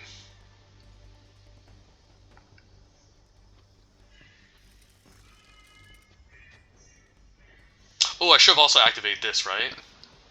Yeah, because I had 2 spells. Yeah, I could have made there 2/2. That was a misplay. Okay, he's gonna do this and do an all-out attack. I should be fine here. Because, like, even if he has a trick, I'll just use Artistic Refusal to get rid of it. I could also just chump this stupid 3/5. And just double block here, probably. Yeah, I could just do this.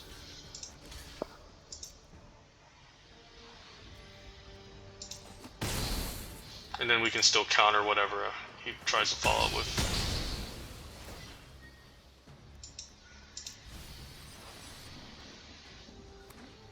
Nothing. Alright.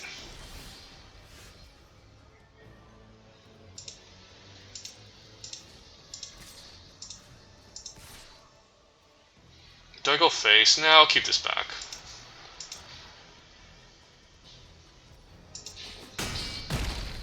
And I can always give this indestructible whenever I want. Ooh, I'm casting 2 spells at once too, so... Yeah, flipping these count as casting spells, so what I can do is I can activate Strobe Knight now. That's so sweet. Like, we won against a blue-white deck that was kicking our asses in the beginning.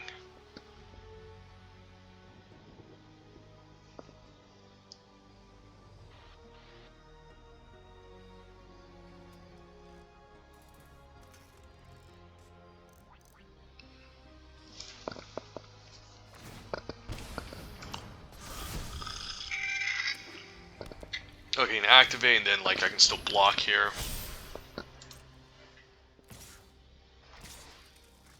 I could just use the artistic to give this indestructible.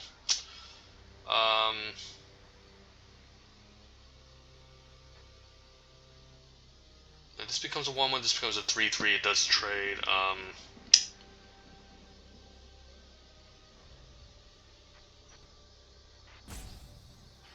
I still might want to keep this. So I think I just do the blocks here. Like this seems like a good block. Like he will 2-for-1 me here, but that's fine. So he can first strike away one of these 2/2s, but then this will kill it. So I think this is a good block here. Just block like this.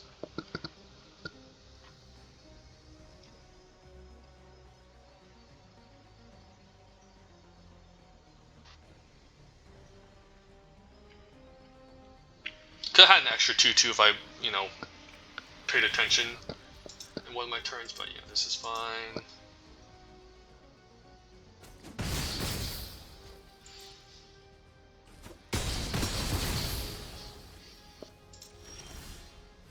Yeah, now I can just take over the game with my flyers and Brontodon.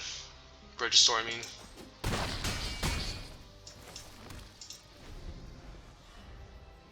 And whatever he plays, I can just counter if I find it too scary. It's like Sunfall or something.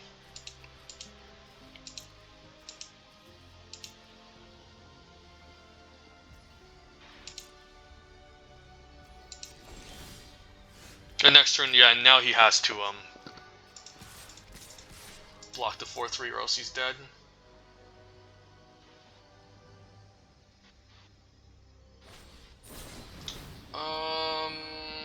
Yeah, I will counter that.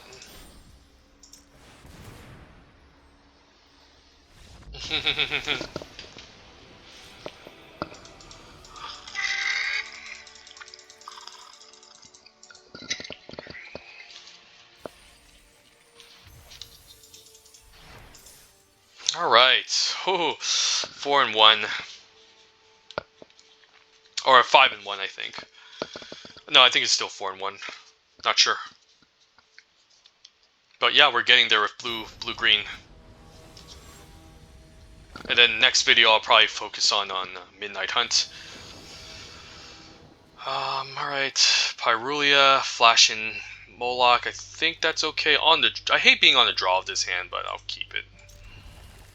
Again, I'm hoping we're not facing against something too aggressive, but red's always a sign that's aggressive anyways, so. This could be an interesting draft. He's also playing blue, so that's... Alright, this could get countered. I'll just let him counter it if he has it. Alright, no counter. Can draw land into Strobe Knight, which isn't bad. Yeah, I don't care about Thespian that much, so we'll just do this. This is fine.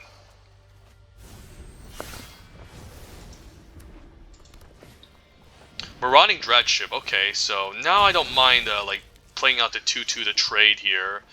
I could also just take 4 and then have this pressure in the next turn try to attempt a double spell, but I don't really want to bounce anything unless he's turning this into a creature. I don't know. Yeah, let's just run out the Overgrown Pest. Don't mind trading here. And yeah, we'll grab another blue source. Putting Artistic Refusal in the bottom. Oh, that's sad. Good card, but...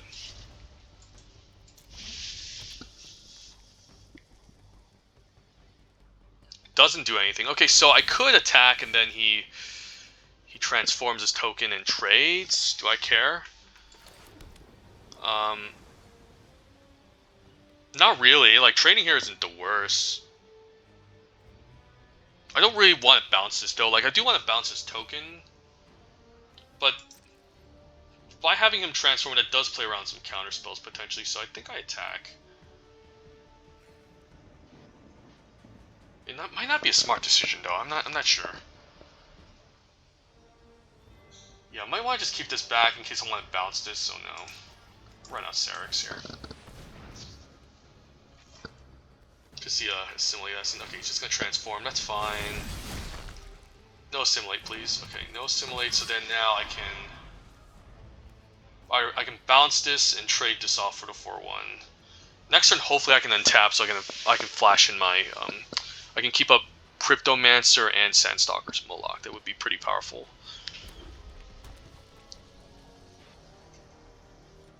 If he attacks here, like, I could bounce or not. Like, I could just still just take 2. All right, Marine Dreadship is so annoying. So he has 2 Marine Dreadships now. So I'd probably just trade off for 1 and then bounce the 2/2 token.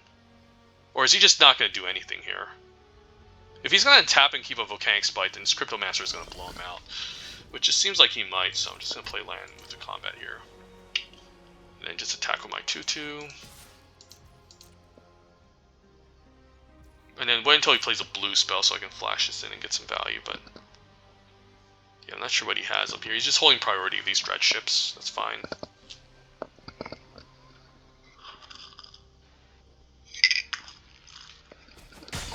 Alright. And I can even make a 2/2 at instant speed if I want to.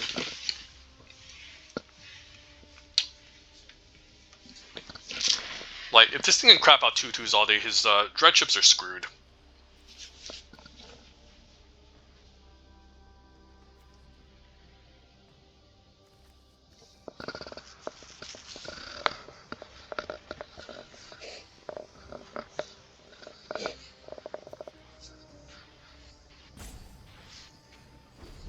Alright, still does nothing. Doesn't even transform his token. Alright, so this opponent just passed a turn without thinking.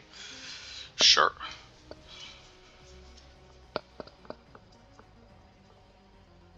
I'm fine actually taking 2 from this, actually. Like, if he transformed the R1, I will trade still. Or I will bounce one of them. Don't need any more lands with this type of hand either.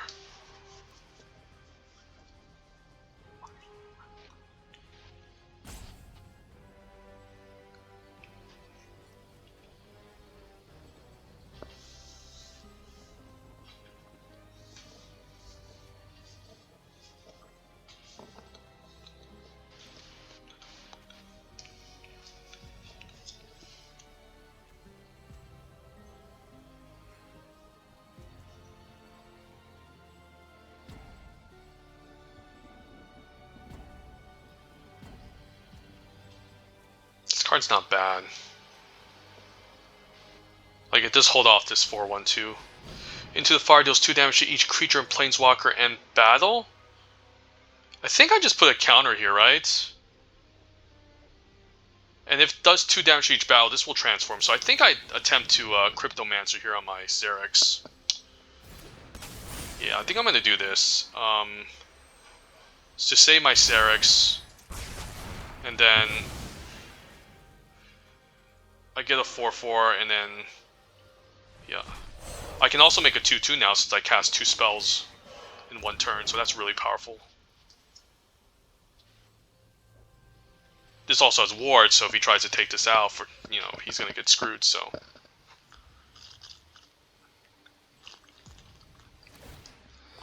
Alright, so he does that. I can also just bounce his stupid token end of turn, and then... Alright, I don't mind that. Sure, and I don't mind making a 2/2 token to block this 4/1 and trade.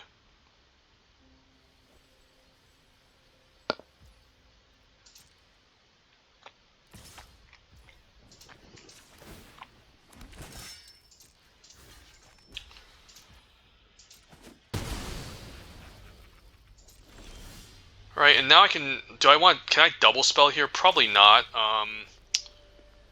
But running out Converter Beast, like having a 5/5 on defense is pretty strong, so.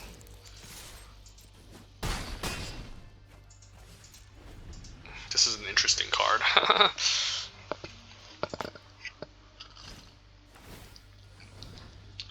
I can't bounce my dude, it's fine.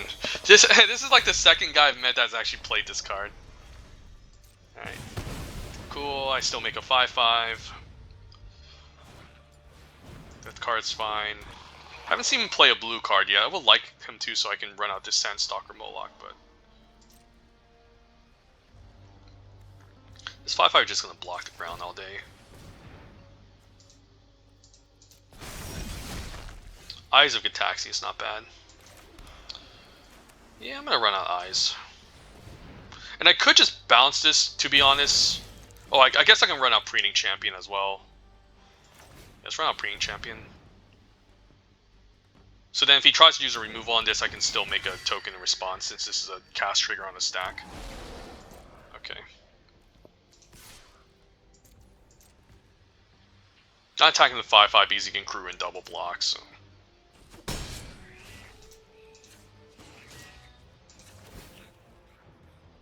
Yeah, as long as I'm just making 2/2 tokens all day, like, he's fucked. He would need a second one of these into the fires.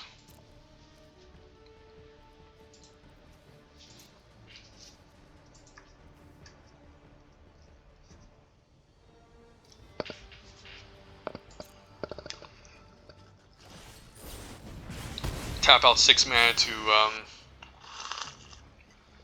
remove something, okay. Alright, I guess I could just attack with all. I don't mind trading this 3/3 for the 4/1. I could also just bounce this, to be honest. Yeah, I think I'll bounce it. This might force him to crew, but then I can attack with a 1 toughness.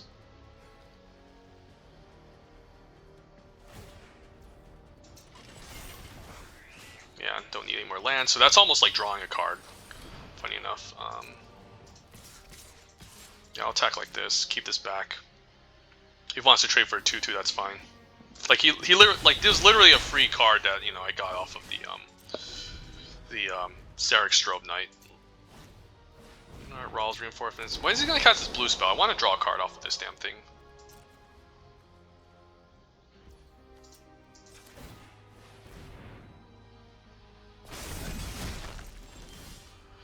Do I want to trade my 3/3? Probably not. Yeah, this is fine. Force him to chump. Like, he can activate this once only, and that's not enough, so he's forced to, like, chump. He's probably going to activate and make a 2/2, that's fine. Does he have something here, really? Refusal? Alright, in response, I cast Moloch. Well, actually, I can let this resolve first.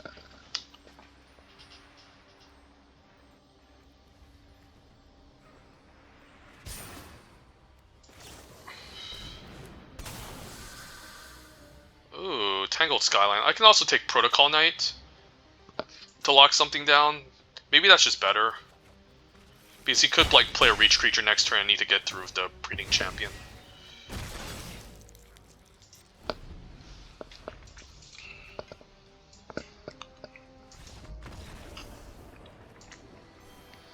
Alright, that was one of the jankiest decks I've ever seen. I don't mind facing against those, giving me some free wins.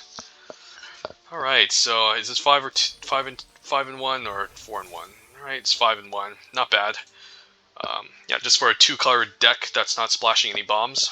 I don't think I have any bombs in this deck either. None of these cards I would really consider a bomb. Like Breeding Champion, but that's like a common you can always get. So just a good solid. I guess the 2-mana Invasion of Ikoria would be considered one. This hand is interesting. I would need double green for this card. I have a Simile on 2. I think I'd keep it. It's a very interesting hand.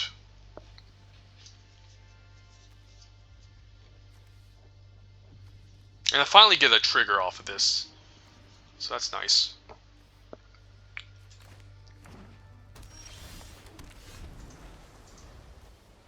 And it's nice to keep this up along with, like, Assimilate Essence as well. Right, Herbology Instructor is pretty good, but this can attack past it, so. Take 1, maybe just counter whatever he plays. Assuming it's scary. If it isn't, then I'm not going to counter it, but we'll see. That's kind of annoying. I think I counter it, yeah.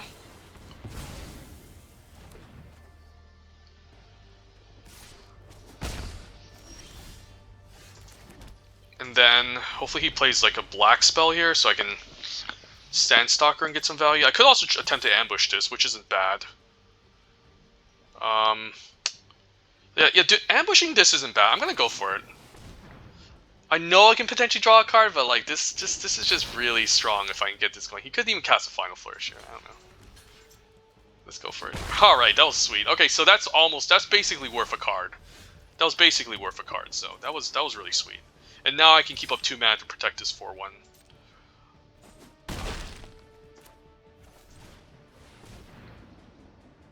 I'm fine keeping any lands on top as well to make it easier to cast Tile Terror. Yeah, I'll keep land. His own stand stalker. Alright, there's no blue spell, so I'm actually don't mind. He's not actually going to draw anything off of this, so that's fine. The question is, do I trade here next turn? Trade isn't the worst, but I think I just want to send my 3-1. If he wants to swing back for 4, I'll take 4 and swing back for 4.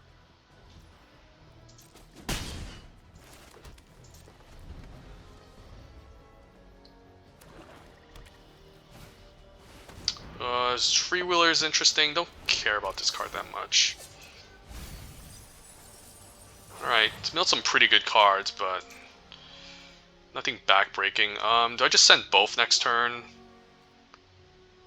I think I might just send both next turn. Alright, Tile Terror is pretty good. Alright, let's just swing it on. Just get in there with everyone. This is probably most likely going to trade. I don't mind trading the Freewheeler as well. Oh, so he's trying to get back a permanent? Oh, he's trying to get back Herbology Instructor, huh? So question is, I guess, how much does this cost to transfer? 5 mana, so if he can get a land and get back Herbology Instructor, that can be annoying, but this is a good turn to just run out Tile Terror, to be honest. Like, the Instructor's gonna be annoying as hell, but I can still mess with him. And if he blocks the 4/5, I guess I can Arachnoid Adaptation. Oh, he can get from any graveyard? Oh, he can get the Invasion of Pyrolia. Alright, he just gets this. Makes sense. And I'm just fine sending it. I guess if I send, I'll be 2 for 1-ing myself with the adaptation. I guess that's okay. Not sure. Let's just run this out.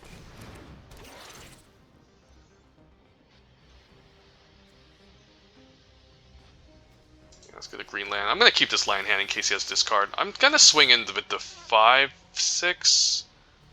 And then if he attempts to, like, transform this, I can flash this in next turn to be annoying. Yeah. I can also hold on to this, against, whatchamacallit, against spot removal, so maybe I hold on to this in case he has, like, Deadly Derision or something. Timuret's okay. Don't care about Timuret. I guess he doesn't have 6 land to do this, but I'll double block the 4/5, right? So now I can officially just double, like, tap both creatures to give this evasion, so that's nice. Let's run out land. There's an argument for holding down both lands just to, yeah, this is just a 2-turn clock, so as long as I can give protection to the Tile Terror, I think I win the game. So I'm not in a hurry. I guess he can still gain life with this, so that's kind of annoying. So yeah, this is annoying.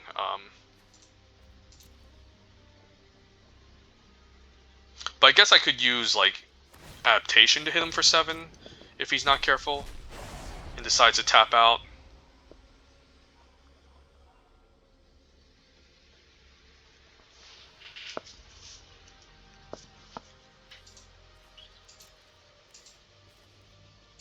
This is only, like, creatures, right? Yeah, so if he exiles battles or instances and sorceries, it's not going to work.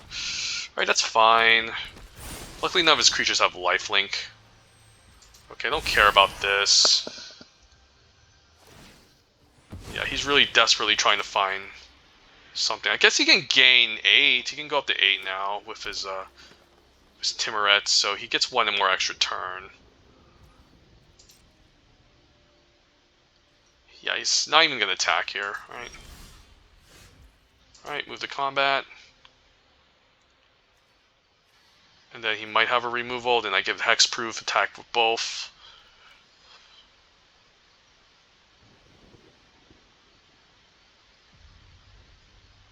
I don't know what's going on here.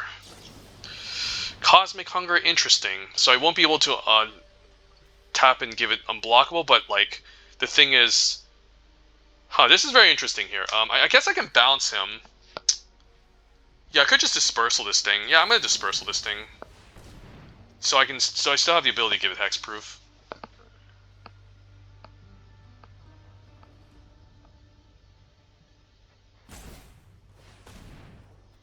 Sure.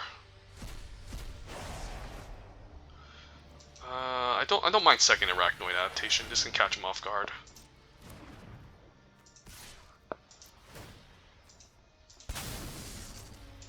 And then, do I play out land still? Probably not still. I can still play both of my spells here. He can route Timoret, but then he can only activate this once next turn. There's no creatures in the yard for him to exile and gain life with. So if he doesn't deal with this, he's basically dead. I guess one thing he can do is he can transform this and take out one of my creatures. Alright, Shieldred is very interesting. At the beginning of upkeep, return target creature graveyard. At the beginning of each opponent's upkeep, that player sacrifices a creature. So I do want to just flash in the Cryptomancer now. Yeah, he's just need to do this. So then I can give a creature to sack. Yeah, we got it. Sweet. This is a really good card. Like, Shieldred's also like a very good mythic. The other Shieldred is way better. The one that like enters the battlefield, makes opponents sack a non-token. You can transform it once you have 8 creatures in a graveyard. That card's like better than that one, but that one's also really good. It's probably like top 15 cards in the set, I think. The one that the opponent just previously played. But the other Shieldred, the one that's just called Shieldred, not Shieldred the whatever, that one is a top 5 mythic in the set.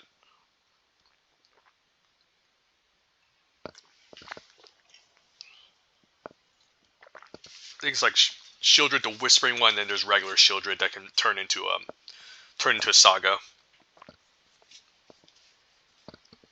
The one that turns into a saga, way better card, but that 7-mana one is still quite good because they just gain value over time. So, all right, final game. Hopefully this is the final match, but we'll keep this. Currently 7-1, so making up for the huge losses I've been accumulating. And then next videos, I'm just gonna do some Innistrad Midnight Hunt draft. And luckily this is Premier Draft, so I don't have to like cheese my way to quick drafts like I did with the old videos. But yeah, more of the story. Draft blue in this set if you can. Preen Champion's the best common, followed by Dispersal and the Dispersal and Deadly Derision, and then I think it's Eyes of Gitaxias, and then Assimilate Essence, Final Flourish are also quite good. Alright, could get run over here if the opponent's aggressive with a white-blue deck. No blue mana, please. Alright, of course. Alright, Oracle's fine. This is a more defensive controlling card. I would have been scared to see like a Marshal of Self here. He can transform this eventually too, which is kind of annoying, but that's going to take him a while. Ooh, discards Temporal Cleansing. Alright, that's fine.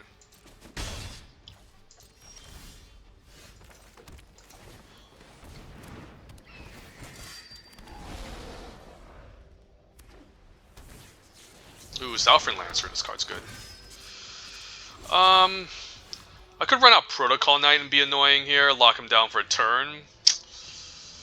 Or I can just run out Invasion Zenda card, so next turn I can run out Protocol Knight and Sabai Cryptomancer. I think I do that and start pressuring them. I don't mind taking a bit of damage early on. And then yeah, just want to grab all the islands that I can. And then yeah, I can run this out and then give protection to the Preening Champion. But I'll be taking a bit of a beating here. I'll probably just take 7 here. Okay, that's annoying. I guess I still have a Cryptomancer, but I might as well just tap lock down the Protocol Knight. It makes sense too. Yeah, let's just do this.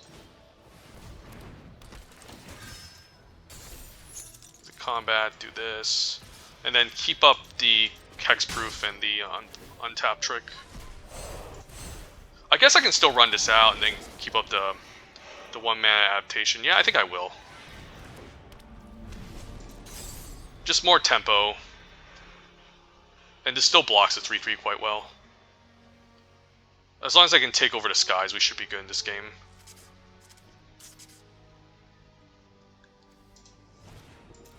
Protocol Knight, alright. Getting a bit punished for the Cryptomancer, but I could still block this 3/3. I guess I can double block it, which I also don't mind. He could have Aerial Boost as well.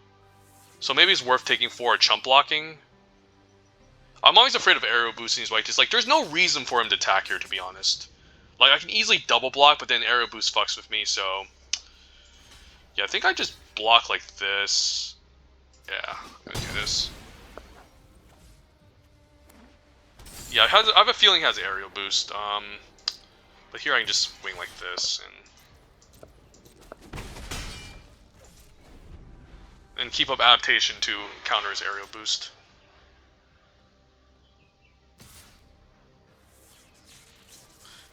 I think I double blocked it. I guess I can block this.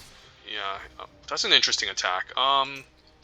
So if he has aerial boost, then I'll just pump whatever I want. I'm just gonna double block this. He probably has aerial boost here. Okay, he doesn't have aerial boost. Okay. That's an interesting attack then. I'm not sure what this implies.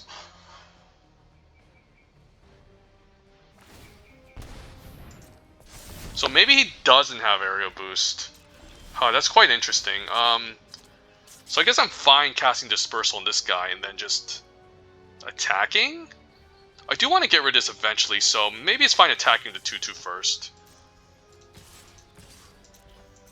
And then if he has trick, I can bounce it, so this is fine. Yeah, I do want to get rid of this. So, all right, opponent just concedes. All right, that's sweet. All right, so it's nice. 2-7 victory drafts, still at 98%, but hey, we got there. And yeah, I think that's gonna be all for now, and until Premier Draft, March of Machines comes back in the future, I'm just gonna leave this, leave this for the time being. But yeah, here you guys go. Fine Simic deck. This deck doesn't even have anything like bomby in it. Like Refusal's great. I think like Preening Champion, Dispersals. There's just one, and I guess Invasion of Ixalan. Yeah, those are like the best cards. But overall, like, yeah, just a solid blue-green deck. No amazing bombs, nothing, and we managed to still get 7 wins. I guess some of our opponents weren't really that scary or had too many bombs, but yeah, this was an awesome video. Yeah, just 2 solid 7-1 wins, and climb back up to rank 98. So, yep, let's open the packs, earn some gems back. Yeah, great card, bomb.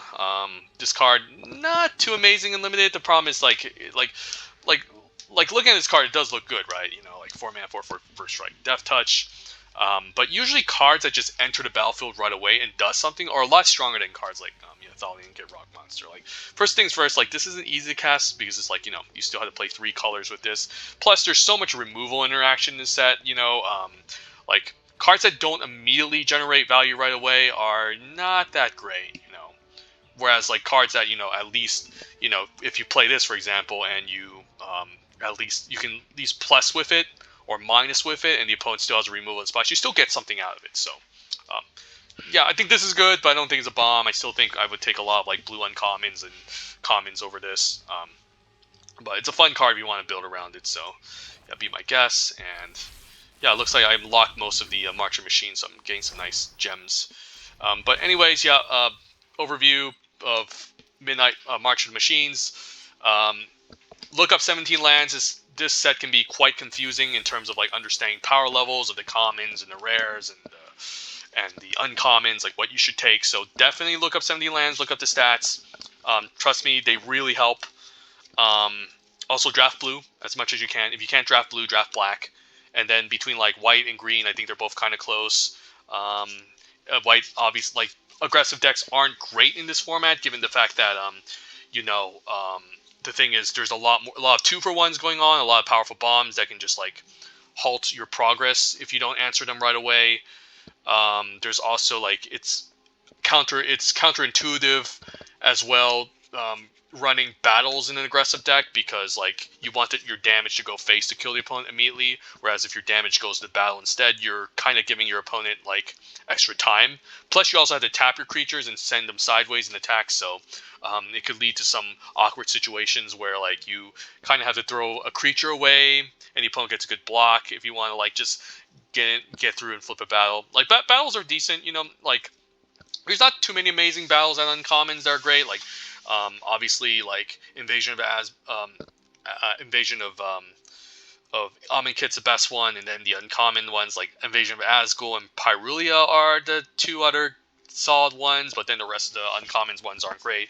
There's some really good rare ones, you know, like the Sweeper in black, Invasion of Fiora, Invasion of Innistrad is good, the one that enters the battlefield and kills something. Those are good, but like most of them, and I guess the green one too that I just got, the Invasion of Ixalan, is quite good, but most of them aren't like great. So don't prioritize battles too highly. There's very few ones that are good. Just go on 17 lands and look up which ones are good, which one you should take.